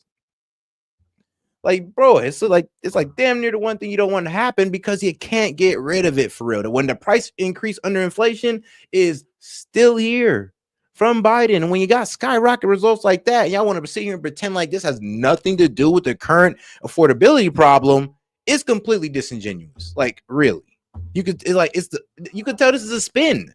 This is a spin away from the actual fact that Biden actually did cause an affordability problem that's spilling over into 2025. And he was only president last year. It was only 1 year ago. Okay, guys, let's not proceed and pretend like we're 2 years in this, 10 months in, and we're supposed to fix a 2 to 3 year affordability crisis that was going on under Biden that was being ignored. Okay. Talk about unreasonable demands, but all right, we got it. We hear y'all. By far the number one issue that people were talking about, especially for folks who maybe took a chance on voting for President Trump and maybe had not either historically voted or didn't vote Republican. A lot of people voted for him because they thought, okay, it's a change. And now it feels like Groundhog Day hearing him say the economy's great, everything's great, which is something that we heard people really push back on and really feel irritated about hearing out of the Biden administration. And I think it's especially tricky because we see people who are rich doing well and doing better. Yeah. And the message that is coming across to some people is, look at this again here. More people are getting, who are rich are doing well. The stock. Yeah, the problem is, though, you let those rich people carry their jobs overseas and don't benefit the American people one bit. But if you let those rich people, one, get hit with those tariffs and stop crying about them. I mean, two, lower taxes so they can start investing, so start being cheaper to produce in America, start taking off some regulations so they can actually start building in America for real and start giving the American people jobs. You guys will start bitching about trickle down economics not working. Because y'all, for some reason, they complain about trickle-down economics and corporations making money when they're the ones letting the corporations will not only undercut you in wages through their immigration policy, but they also allow them to go overseas for cheaper labor. Yeah, for cheaper labor. And guess what they tell you in the meantime? Oh, you wouldn't want that job anyway. Or he can do what this guy's doing right here and just say, well, you see the rich people getting richer and the American people are just sitting there destitute. You helped them. Y'all helped them. I'm not talking about these guys, but the politicians, the left, you guys literally helped them. Congratulations. By not honing down on duplicitous trade tactics, by not honing down on overseas, overshoring or outsourcing. You didn't want to hone down on that. You let the corporate cronies take off with the economy. You let them take off with our jobs. And then the man who wants to bring them back, you want to attack him? What? The one man that wants to sit there and do what you guys were too afraid to do, you guys want to attack him and want to go after the way he's doing it. With no plenty of y'all own to how he was going to bring American jobs back. No plenty of own on how he was going to raise wages. No plenty of own how he was going to get these corporations in line. Nothing at all, but just bitching. All right. Really? All right. Market is doing well. Oh, there's not a recession, but I'm paying more for groceries. I'm paying more for my costs. We've been talking to the CNN business folks. I was talking to them on the podcast as well. And one of the things people are pointing out is there's so much investment in the stock market for AI specifically, to the point where the question is, if you took the AI out of the economy, would we just be in a recession right now? I think people think that AI is holding up the markets right now. And that is a scary thing, because if you talk to people in Silicon Valley, they'd say, we've seen this bubble before in the early 2000s, that this is not sustainable growth. The other thing that we can't not talk about here is jobs in AI. You've seen in the past few weeks. That is true, though. No, that is true. I'll give her that one. We do need to start seeing AI create more jobs and take it. And this is what my debate was. Monty was on about when it came to AI, was that, bro, it does seem like they're putting the cart before the horse. And I mean, we're the horse and AI is the cart. So they're putting AI way before us. I mean, here's the thing.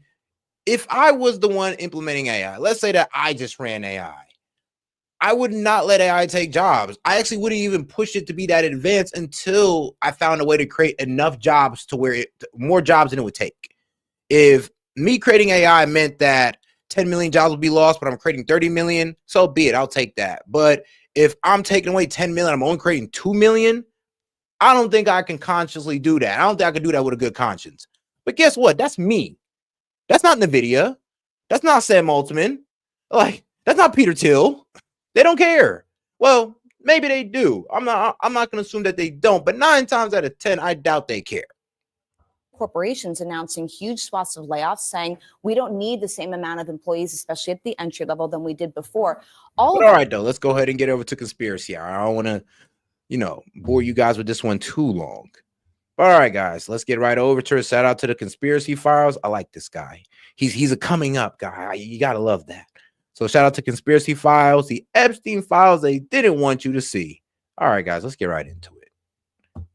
And appreciate the support, guys. Like I said, if any question, comments, jokes, disagreements, go ahead and super chat it in. Well, right now we're just going to go ahead and let this one ride out. All right, appreciate the support, guys. Let's go.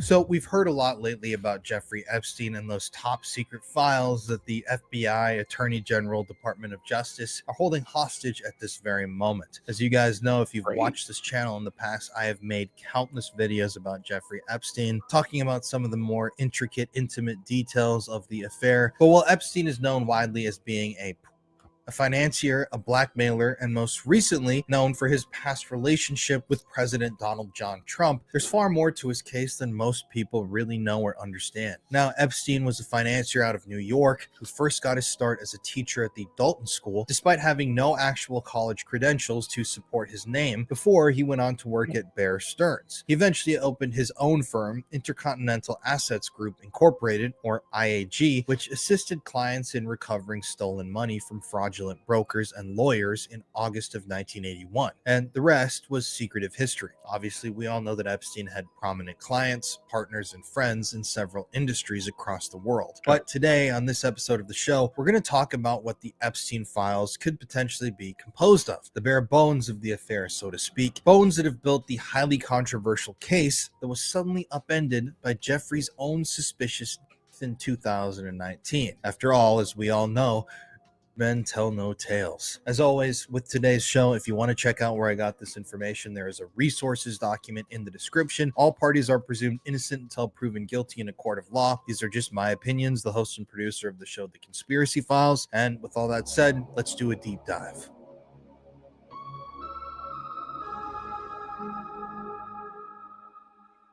Hey everybody, real quickly, to help this channel out, please, before we move on, make sure to leave me a comment, write anything in the comment section. I just love hearing from you guys. And also be sure to like the video. Doing that. Yeah, you gotta make sure you leave those comments, man. That builds engagement. Hey, that make sure your video get that push. But all right, guys, let's get back into it. We've talked so much about Epstein. This is probably my 8th or 9th video about Epstein. I don't know how many I've done so far. But today we're going to really examine Epstein's intelligence connections and see what kind of connections he had to what kind of agencies and who at these agencies helped to create the Epstein enigma that we're all familiar with. Now, it's long been believed by many that Jeffrey Epstein had possible connections with intelligence agencies, particularly the Central Intelligence Agency of the US, or CIA. Rumors of this connection started with Epstein himself, who supposedly told people that he was an intelligence agent early on in his career. Some also believe that this connection was made due to the fact that Epstein supposedly possessed state wealth disproportionate to his own income. Epstein allegedly met with former CIA director and diplomat William J. Burns at least 3 times. And during those meetings, Burns reportedly requested that Epstein help him, quote, transition to the private sector, end quote. Epstein also allegedly had connections with the OSS, or Office of Strategic Services, that was the primary intelligence agency to the US during World War II. The OSS was established in 1942 and was the predecessor to the modern-day CIA and U.S. Special Operations Command. Led by General William J. Donovan, the OSS was responsible for gathering intelligence, conducting covert operations, and supporting resistance movements in enemy territory. The OSS group was also involved in activities such as sabotage, espionage, and counterintelligence. Now, interestingly, Donald Barr, the father of William Bill Barr, who served as Attorney General for Bush and Donald Trump, was an OSS officer who initially hired Epstein to work for him at the Dalton. And OSS is pretty much the well, it's the CIA before the CIA. So yes, it's the CIA's old name, the OSS School. despite having no degree. And it's not irrational to think that Donald Barr could have recruited Epstein into the same arena. Now, I do want to point out that it is very, very strange. Donald Barr is Bill Barr's father. William Barr, Bill Barr, was the Attorney General of the U.S. in 2019 when Epstein was arrested and ultimately self-deleted himself, allegedly. Obviously, we know that that didn't happen. I'll just say when Epstein was in prison, he was the Attorney General, and you can't make that shit up. The Attorney General of the U.S., his dad hired the most infamous criminal in the world at that time, decades prior, before Epstein was doing anything, before Epstein was allegedly involved in finance or blackmail or anything. The Attorney General's dad had hired him, and then his son is overseeing all of the justice system in the United States when Epstein is. Also, Donald Barr, William Barr's father, wrote a book. I think it's called Space Relations. Oh, I can't Lord. remember what it's called, but it's a book about intergalactic. Yeah, bro. Space relations. I mean, yeah, it's a book about intergalactic pedophiles who are sex trafficking children, literally children. And he writes a book about this. And it's, yes, about intergalactic sex trafficking of children. And even gets explicit with some of the sex scenes. So, or rape scenes. So yeah, I'm surprised this didn't put this guy on the list or of anything, like the list of a registry. I don't know, something. Because you write a book about sex trafficking, I ain't gonna lie, bro. You kind of number one on my list of people to look out for. Of minors. Yes, Donald Barr actually wrote and published this book while he was working at the school, the Dalton School, which was a school for children. And there's a plot line in the book about these of minors by like aliens in space. It's truly weird. You literally could not make this stuff up. Additionally, a former White House official reported that the U.S. Attorney for the Southern District of Florida, Alexander Acosta, stated that when he was vetted for his cabinet post in the Trump administration, Acosta was told Epstein belonged to intelligence and to leave it alone. Acosta also was the one who approved that 2008 sweetheart deal that allowed the ringleader Epstein to. I mean, yeah, not only that, but I mean, he was about to go. Yeah, he was about to go home, kick it, continue his pretty much his child massage parlor operation. Ugh. And then also during that trial, like, bro, his Jeffrey Epstein's assistant, right? His assistant got full immunity. So we're talking about the person that was working very close with Jeffrey Epstein is out there living their life and got full immunity from this case. So the main person that we should have sitting down interviewing, talking to, we can't even interview because this guy Acosta gave that person full immunity. I wonder if we could take that back. We should be able to take that back because if people are saying that that was illegal to do so, especially without notifying the victims.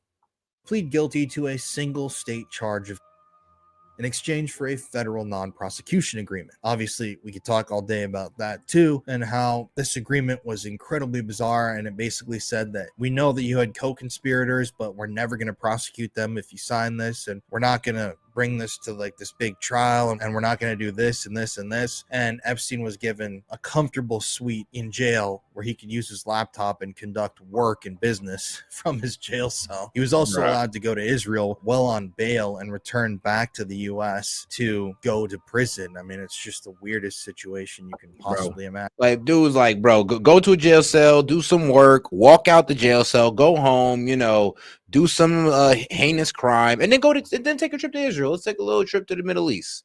You know, go to Middle East, sit there, kiss the wall, oy vey, come back, and right back to, you know, being an intelligence asset that's trafficking children. You know, the life of Epstein. And I talked about that in a previous video. But after Epstein's arrest in July 2019 on those charges, Alexander Acosta faced renewed and harsher criticism for his role in the 2008 non-prosecution agreement, as well as criticism of No, Alexander Acosta do look like a face you just want to beat up, though. I'm not even gonna lie. calls for his resignation as Secretary of Labor. He eventually did resign in the wake of this scandal. Shortly after Epstein's in August, as he should. I mean, wait, he's the Attorney General, bro. I don't know what's wrong with Trump and picking like the worst Attorney Generals. Like, he just has bad luck with Attorney Generals. Actually, whoever picks his Attorney General, bro, they're part of the deep state because, bro, this guy now paying Bondi. 2019, a friend and attorney for Ghislaine Maxwell, his longtime companion and accused co-conspirator in the ring, staged a photograph of Maxwell reading the Book of Honor, The Secret Lives and of CIA operatives at a Los Angeles In-N-Out Burger. How bizarre is that? They specifically seeing that her father, Robert Maxwell, was an intelligence asset himself for the Israel, it makes sense. It makes sense. Now, I'm not sure if Ghislaine knew that her father was an intelligence asset, but he did set her up in some nice places. And that does not mean that Ghislaine know that, her father was intelligence, but, the way she living now and the way she was moving, you never know. You never know. This might have been something that she picked up on her own. Staged her reading a book about lives and of CIA operatives to be published and disseminated throughout the media. In 2020, the Department of Justice I'll tell you this though.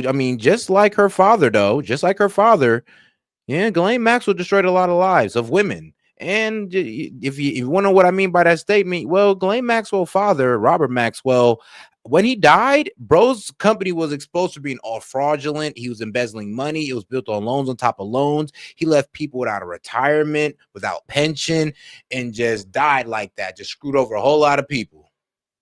Office of Professional Responsibility, or OPR, released a 350-page report detailing Epstein's plea deal and other matters. It was reported that the OPR looked into allegations that surfaced in press reports over the years that Epstein may have gotten special treatment because he was some sort of asset to U.S. intelligence agencies. Quote, Acosta stated to OPR that the answer is no, end quote, the report said. A 2021 Rolling Stone story involved a man named Stephen Hoffenberg, a very close confidant of Epstein, who was in prison for 18 years for committing a $450 million Ponzi scheme. And this story detailed how Stephen Hoffenberg had worked with Epstein in the financial sector. Hoffenberg claimed that at the time, Epstein moved in intelligence circles. When the author of this piece, Vicky Ward, brought up Hoffenberg's relationship to Epstein himself, the former financier reportedly legally threatened her, saying, if there's any implication of wrongdoing, I will take legal action against you personally. I'm telling you so you understand. I will be as harsh as I possibly can personally. Not the magazine, but you, because I had this discussion with you. This relationship is with you. You shouldn't risk your future for a job. On July 14th, 2025. Yeah, that sounds like somebody that knows they can get you either taken out or have your whole career ruined. He said that like it was a fact. Eric Weinstein, a mathematician and former managing director at Thiel Capital, Peter Thiel Capital, I should point out, told podcast host Stephen Bartlett during an interview that, quote, Jeffrey Epstein was a product of one or more elements of the intelligence community. End quote. Weinstein explained that Epstein likely had a connection to the scientific community and potentially influenced research or funding within it. He mentions also in the same interview that very powerful people told him he needed to meet Epstein and that Epstein knew a tremendous amount about his scientific work. He found this to be unusual. He also went on to claim that, quote, he had no idea who Epstein was and he didn't know who ran him, but he claimed that he was not a financier in any standard sense. That was a cover story. British entrepreneur Bartlett then asks Weinstein about having met Epstein, and he says, quote, he wasn't a financier the day I met him, end quote. Weinstein goes on to describe Epstein as a weird guy who didn't seem to know a lot about currency trading. Weinstein also described Epstein as a construct. In the podcast, Weinstein questions why Epstein's ties to the intelligence community haven't been more thoroughly investigated. Weinstein believes that part of this is due to the efficacy collapse happening within various academic and scientific institutions. Yeah, about what was it? They said it would hurt national security. We're talking about hedge fund managers would be taken out. That might cause a collapse in the market due to people have their dependence on whoever's leading that company. Yeah, usually the leadership of a company depends on how much people are willing to invest in it. Yeah, there could be that. The government, the fallout in the government. We'd have possibly a bunch of open seats. Maybe a few, maybe one or two, but most likely like 4 or 5 open seats due to people having to step down or getting prosecuted. If we just release the whole Epstein files unredacted, we're talking about from the financial world, political world, like science world, movie, all of it is going to be a turn on top of his head. All of it. On July 16, 2025, in an article published by ABC News, victims' rights lawyer Brad Edwards stated, quote, "The government should know whether or not he was an intelligence asset, whether he's ever done work with the government, whether he's ever had a deal with the government before," end quote. He also said, quote, "I would assume that that is also within the Epstein files. I don't know that information. I would like to know," end quote. Edwards has spent the last 2 decades searching for the truth about Epstein's life and crimes. But despite the implications and significance of these connections to intelligence, most of mainstream media has declined to dig deeper into these claims and has instead opted to largely focus on the more salacious aspects of the Epstein scandal. The narrative soon became that Epstein was an anomaly, the sole mastermind, the only one involved in an industrial enterprise, and a talented con artist. Even his closest associates and benefactors, like retail billionaire Les Wexner, have been taken at their word that they knew nothing of Epstein's crimes, even when there is considerable evidence to the contrary. It's crazy. You see this in the media, and you see this with the government. Prime example, Ghislaine Maxwell's recent thing. You go in and you ask them, "What do you know about Epstein?" "I didn't know anything." "Okay, interview over." That's all it takes. Bro, It's literally, that pissed me off too. I was like, bro, you guys are supposed to have a follow-up interview grilling her ass. Like, first off, you gave her a sweetheart interview, and that's cool. You're supposed to give her a good cop interview, let her lie, let her feel comfortable, let her give you the BS story she's gonna give you. You go back, go over the facts, and you come back and you grill her ass over the story that she told you that you recorded. Like, remember when you said this? All right, great. Well, we went back and talked to this person and found this information right here that contradicts your story. Can you please explain that? That's all you had to do to Ghislaine, and we'd have got everything we wanted. But apparently, all she needed was just one sweetheart interview, and that was it. Somebody robs a bank. They have a huge 1920s style big bag of money with a giant dollar sign written on it. They got it slung over their shoulder, and they're sitting there, and the cops walk up to them and say, "Hey, do you know anything about that bank robbery?" And the person just goes, "No," and they just turn around and walk away. There's no further investigation, even though it's incredibly obvious the evidence points to this person being involved. They're trying their hardest to not involve people and to not dig any deeper. There was lots of reporting recently about the U.S. Commerce Secretary Howard Lutnick.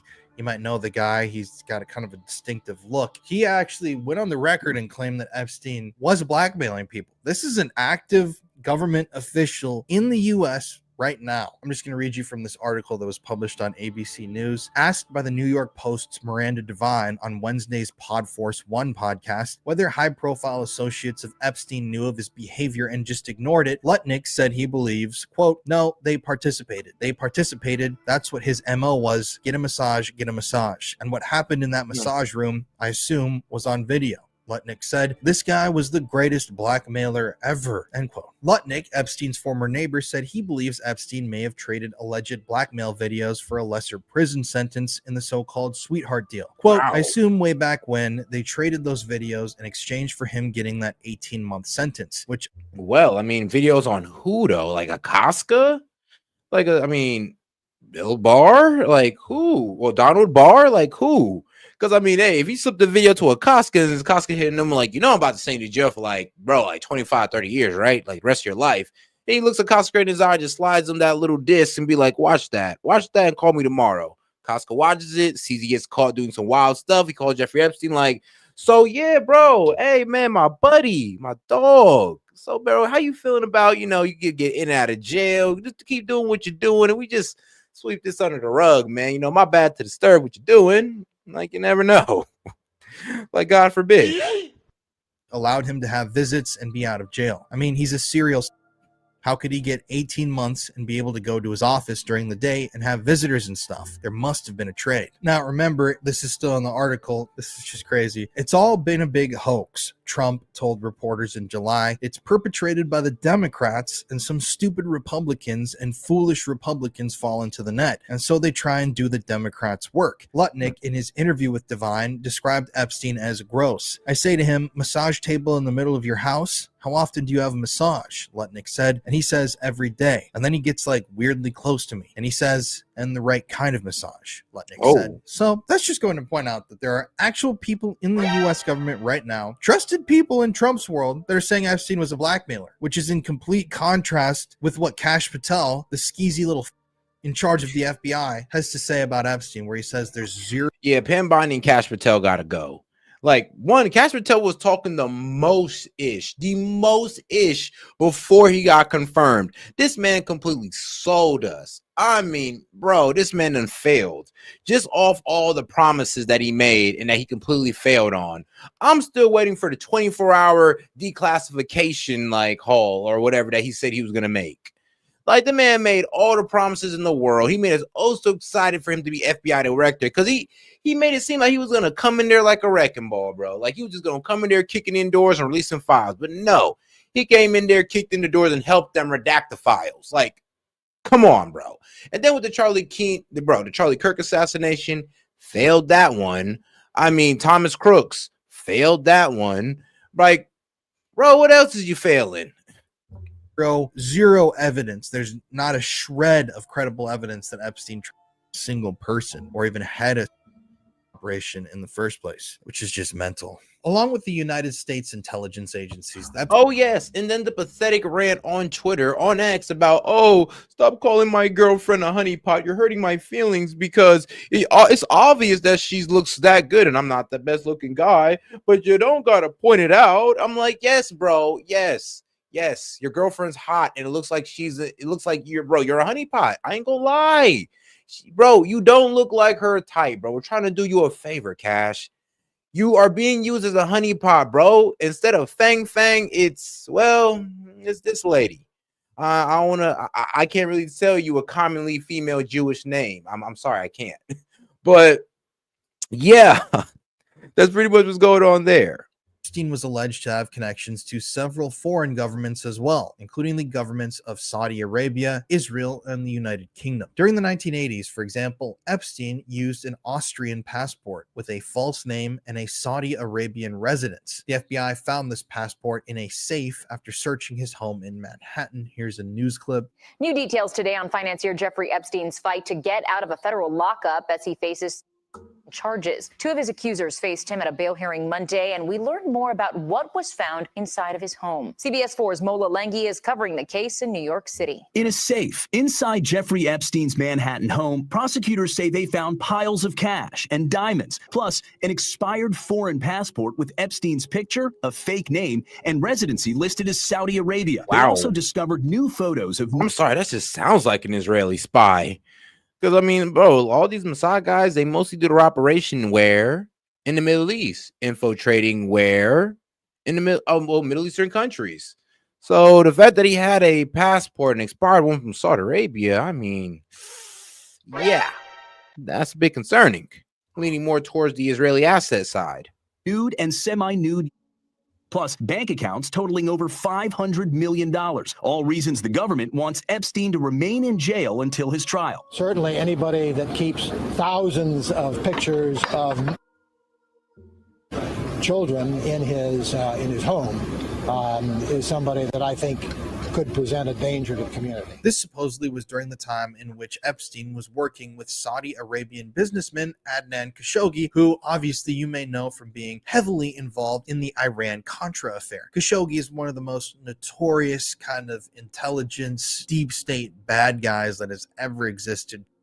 Weapons from America to the Middle East and so much more. Epstein was really close with Adnan, and he worked with him frequently on many projects. I don't know if you knew that, but if that doesn't scream intelligence to you right away when you read that for the first time, I mean, the Iran-Contra affair is one of the biggest intelligence CIA scandals of all time, and the lead player, really, of that scandal, Khashoggi, was working with Epstein during that same time period. It's hard to believe. In a 2025 news clip with Chanel Ryan, Mike Benz explained Adnan Khashoggi's connection to the CIA in particular. Just take a look at this. It's pretty watered down. Now, Adnan Khashoggi was the CIA's primary middleman for illicit arms trafficking in the Middle East for the entirety of the 1960s, 70s, and 80s. Adnan Khashoggi was the largest weapons dealer in the entire world. And this is the guy the entire left said that Saudi Arabia was a pariah for having executed this man. Yeah. That's the guy there. That's his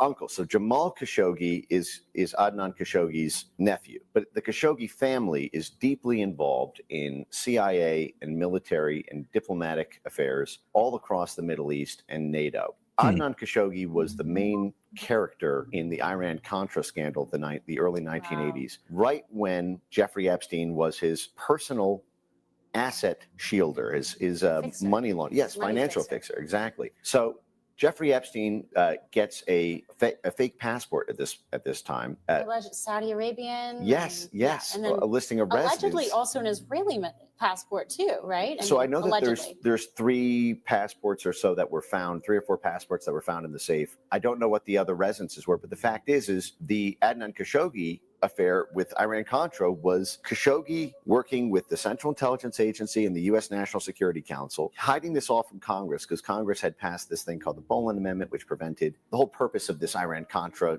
deal was to basically sell weapons to Iran, even though there was an arms embargo, so it was illegal, and then use the proceeds of the weapons to fund a second proxy war in Nicaragua that the Democrats had passed a ban on. And the whole thing was basically selling illegal weapons to Iran through Israel. Now, Adnan Khashoggi was one of several defense contractors that Epstein knew and worked with in the 1980s. Epstein's lawyers later claimed that this was for personal protection to be presented to potential hijackers or terrorists when Epstein was traveling in the Middle East. His Jewish faith and substantial wealth, according to them, made him a significant target while traveling. He kept those connections to deep state weapons,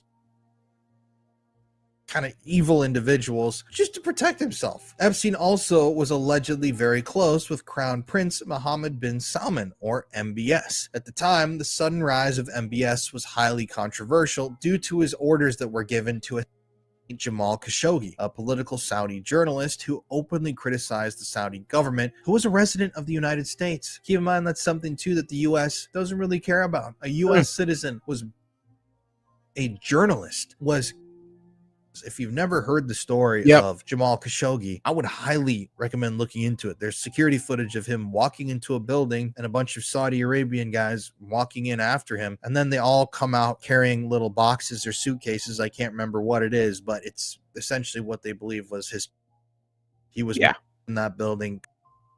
His body parts were stuffed into these smaller containers and then they were brought out piece by piece by these people. It's a known thing that MBS, Crown Prince Mohammed bin Salman, ordered this American journalist to be, and the U.S. has never even said anything about it. We're just such weak little wimps who cower to power. We don't stand up for anybody. We stand up kind of for ourselves, barely, but yeah, I mean, let's be real though. He was in a country trying to expose corruption. I mean, that's the risk that a lot of these journalists take. And it's almost like to sit there means that we kind of were like kind of spying on these guys and low-key trying to incite propaganda to possibly get their government overthrown. So we can't sit here and pretend like this might not have been a regime change operation because, we don't just use military force. We definitely use propaganda as well. In this case, we're letting Americans. Not that I'm sitting there justifying it. Like, not at all. I'm just saying, bro, shout out to that guy because he did something that a lot of guys didn't want to do, is go out there, speak against that government. And I'm gonna be real with you, to think that nothing was going to happen might have been a bit naive. Citizens get, I mean, you're speaking out against a monarch. No, not a government, but a monarch. I mean, speaking out against a government is one thing, because that's a lot of people you're speaking out against, different people. But a monarch, dog, you're talking about the whole family. A monarch that controls the resources and that are basically trillionaires. You don't think they can make a couple people millionaires just for chopping that boy up? Yeah, I ain't gonna lie. Maybe it wasn't the best well thought out plan.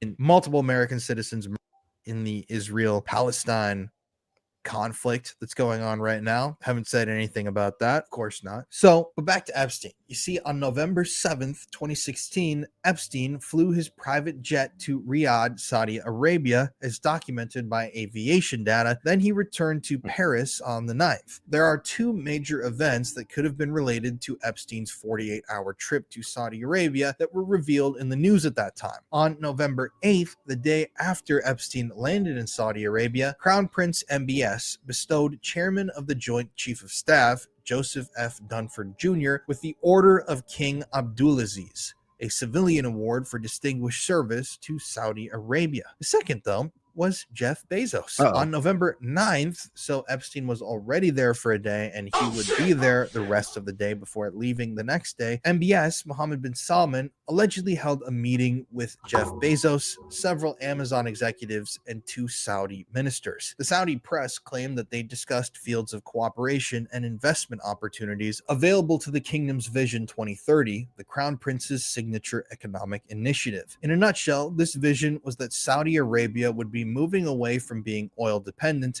and trying to move into tourism, technology, and other industries. If MBS was interested in an investment opportunity, why not have Jeff Bezos and Epstein there? Epstein's address book, made public in 2015, listed many individuals with ties to the Middle East, including a Saud, Prince Salman, believed to be MBS's father, King Salman bin Abdulaziz, and Prince Bandar bin Sultan, MBS's cousin and the former Saudi ambassador to the US. So, one other thing that is very strange is Bandar bin Sultan. Bandar Bush is what he was known as in the United States. He was the Saudi to U.S. ambassador, basically the delegate from Saudi Arabia at the time of 9/11. And on and after 9/11, President George W. Bush was photographed extensively conversing and talking with Bandar Bush, Bandar bin Sultan, and even laughing. The two of them were sitting together. Oh, I mean, yeah, because I mean, they were really close. I mean, those are both oil tycoons, bro. These guys were so close, they basically gave that guy Ben. That's why they called him Vanguard Bush, because he was so close to the Bush family that it was like unreasonable. And they're like, I mean, friends, business partners. I mean, the closest you could be, bro, pulling up for Sunday dinner at the Bushes. Like, all right. That's how cool they were. It's very, very bizarre photographs. And we could go down the rabbit hole extremely deep with Saudi Arabia and 9/11. I believe that those people were let completely off the hook with their connections to those attacks. Just look at the amount of hijackers that came from Saudi Arabia, and the US has always been like harsh, stating there's no connection there, but there's like absolutely boatloads of evidence that there is indeed a very, very strong and disturbing connection between 9/11 and the Kingdom of Saudi Arabia. But back to Epstein. The address book of Epstein's also contained the names of Saudi businessmen Amr al-Dabah and Wafiq Saeed. A spokesperson for al-Dabah denied any relationship with Epstein, but journalist Edward J. Epstein recounted an April 2013 meeting with Jeffrey Epstein, who's unrelated. The two of them aren't related, just the same last name, which occurred at Epstein's Upper East Side mansion. He said in his article, quote, "In the anteroom, I had seen photos of Epstein with Saudi Prince Mohammed bin Salman and Emirate Prince Mohammed bin Zayed, some in beachwear and with snorkel gear. I asked, are these clients in the Middle East? He answered that some were, and that he was planning to buy a house in Riyadh since that was becoming the new center of international finance," end quote. A Business Insider article in September 19 asked several Emirati agencies whether Mohammed bin Zayed was friends with or had a connection to Epstein. None of the agencies, including the UAE embassy in Washington, D.C., acknowledged their requests for comment. They didn't even deny it or say we received your message and it's a no. They just never responded. Journalist James Stewart detailed similar visits to his New York mansion, stating that Epstein showed him a photograph of Mohammed bin Salman, which was hanging on his wall. Stewart said that Epstein told him, quote, "The Crown Prince had visited him many times and they often spoke," end quote. Stewart also said that Epstein had spoken to the Saudis about possibly investing in Tesla, the company owned by Elon Musk, but he didn't elaborate about which Saudis or any other specifics. According to a Middle East Eye article in 2019, Saudi Arabia ended up investing $2 billion in Tesla last year, but the company, of course, denied ever working with Jeffrey Epstein. Unfortunately, due to Epstein's tragic in 2019, not much more was determined about his connection to Saudi Arabian intelligence. I did a whole video about Epstein's ties to Israeli intelligence and the leaked email messages that were recently published between Epstein and Ehud Barak, the former prime minister of Israel and one of Israel's top intelligence-related. Actually, bro, it was really telling. It was his connection to Ehud Barak, ex-Israeli prime minister, has a position in the defense cabinet, and bro, also, what was it? A Rothschild. Yeah, one of the Rothschilds. I forgot the name. What was it? Adrian D. Rothschild, I believe. And bro, they had a huge connection with this guy. They were trying to do real business with him, and they were really close. Now, does this mean that they were doing crime together? As far as the Rothschilds go, no. It seems like it was mainly business. But when it comes to Jeffrey and Ehud Barak, yeah, it does seem like there was a little bit more going on there.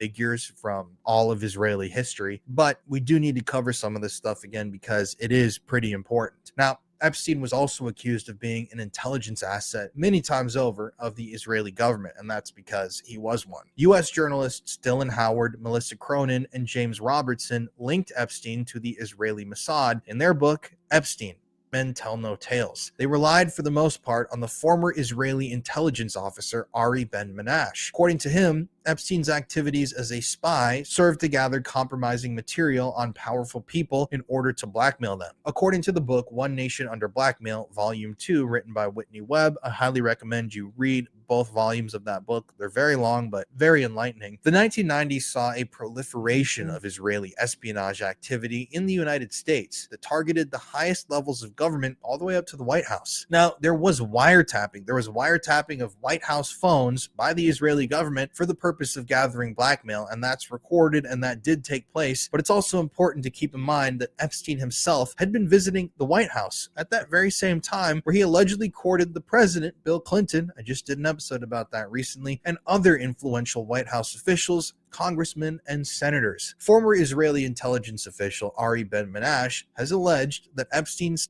blackmail operation was created at Israel's behest. Israel specifically requested that Epstein start doing this for them, specifically to blackmail President Bill Clinton, who they wanted to have under their thumb. Ari Ben-Menash specifically said the following, quote, "The Israelis feared that Mr. Clinton, when he was campaigning for president, will be a repeat of Mr. Carter. He wanted to press them for peace with the Palestinians and all that stuff. They feared Clinton wasn't that, but they feared he was that. And I think Mr. Epstein was sent early on to catch up with President Clinton," end quote. It's said that Epstein visited Clinton approximately 17 times in less than 2 years. In May of 2023, a story from the Wall Street Journal that was reprinted by the Times of Israel alleged that former Israeli Prime Minister Ehud Barak, like I just mentioned before, met with Epstein dozens of times starting in 2013, but their friendship has been documented to have existed long before that. Beginning in December 2015, for example, Ehud Barak met with Epstein monthly for nearly a year straight. In July 2019, the New York Times reported that Ehud Barak, then 77 years old, had received approximately $2.3 million in payments between 2004 and 2006 from a foundation associated with Epstein. Epstein also invested a reported $1 million in a limited partnership established by Barak in 2015, which I talked about in that previous video, a partnership that was funding a 911 service that basically if you call 911, they can get access to your phone and your camera and use your phone as their own and access every part of your phone. And there are members of the U.S. government. I could see where that would be clutch. You're like, oh my God, somebody's trying to murder me. Quick, let me access your phone. Boom, there's the camera. They can see the guy. I mean, okay, I can see where that works out. But then let's say that they never left and now they're just forever in your phone and you don't even know. I mean, hey, it is what it is then, huh? U.S. Department of Defense, I believe, or Homeland Security former officials that are on the board of directors with that company. So clearly it's some sort of intelligence front that Epstein invested in. And it was tied to also Peter Thiel, the king of deep state intelligence, just evil sort of guy. But if you want to know more about that, I would highly recommend you watch my specific Epstein Israel video. Now, Ehud Barak's purported ties to Epstein were even admonished by current Israeli Prime Minister Benjamin Netanyahu, who at the time called for an investigation into Barak and Epstein's friendship. In January 2024, former National Security Agency or NSA counterspy John Schindler wrote on his top secret Umbra blog that Epstein appeared to have been a part of a shadowy Israeli influence operation characterized and known as... And all right, I am going a bit over time now. All right, guys, I'm gonna have to close this one out because I have 6 hours until I gotta go to work. Tough. But shout out to my man Chase. All right, Chase. So for you, I'm gonna go ahead and run Conspiracy Hour tomorrow as well, just so we can finish up on the video because I do feel bad that we weren't able to finish this one. So I got you, brother. I got you. But all right, we're gonna go ahead and end that on this one, guys. I appreciate the support. I already did the monologue, so shout out Chase. So shout out Chase for go ahead and knocking that one out for us. So shout out to Chase, man. I appreciate that one. All right, yes, guys, we are gonna go ahead and knock this one out. I got about 6 hours until I gotta get up, and still gotta work a whole full shift. So appreciate the support, guys. I'm heading out on this one. Peace. France's government has collapsed as the country heads towards this major catastrophe that could plunge Europe into its worst crisis since World War II. The French stock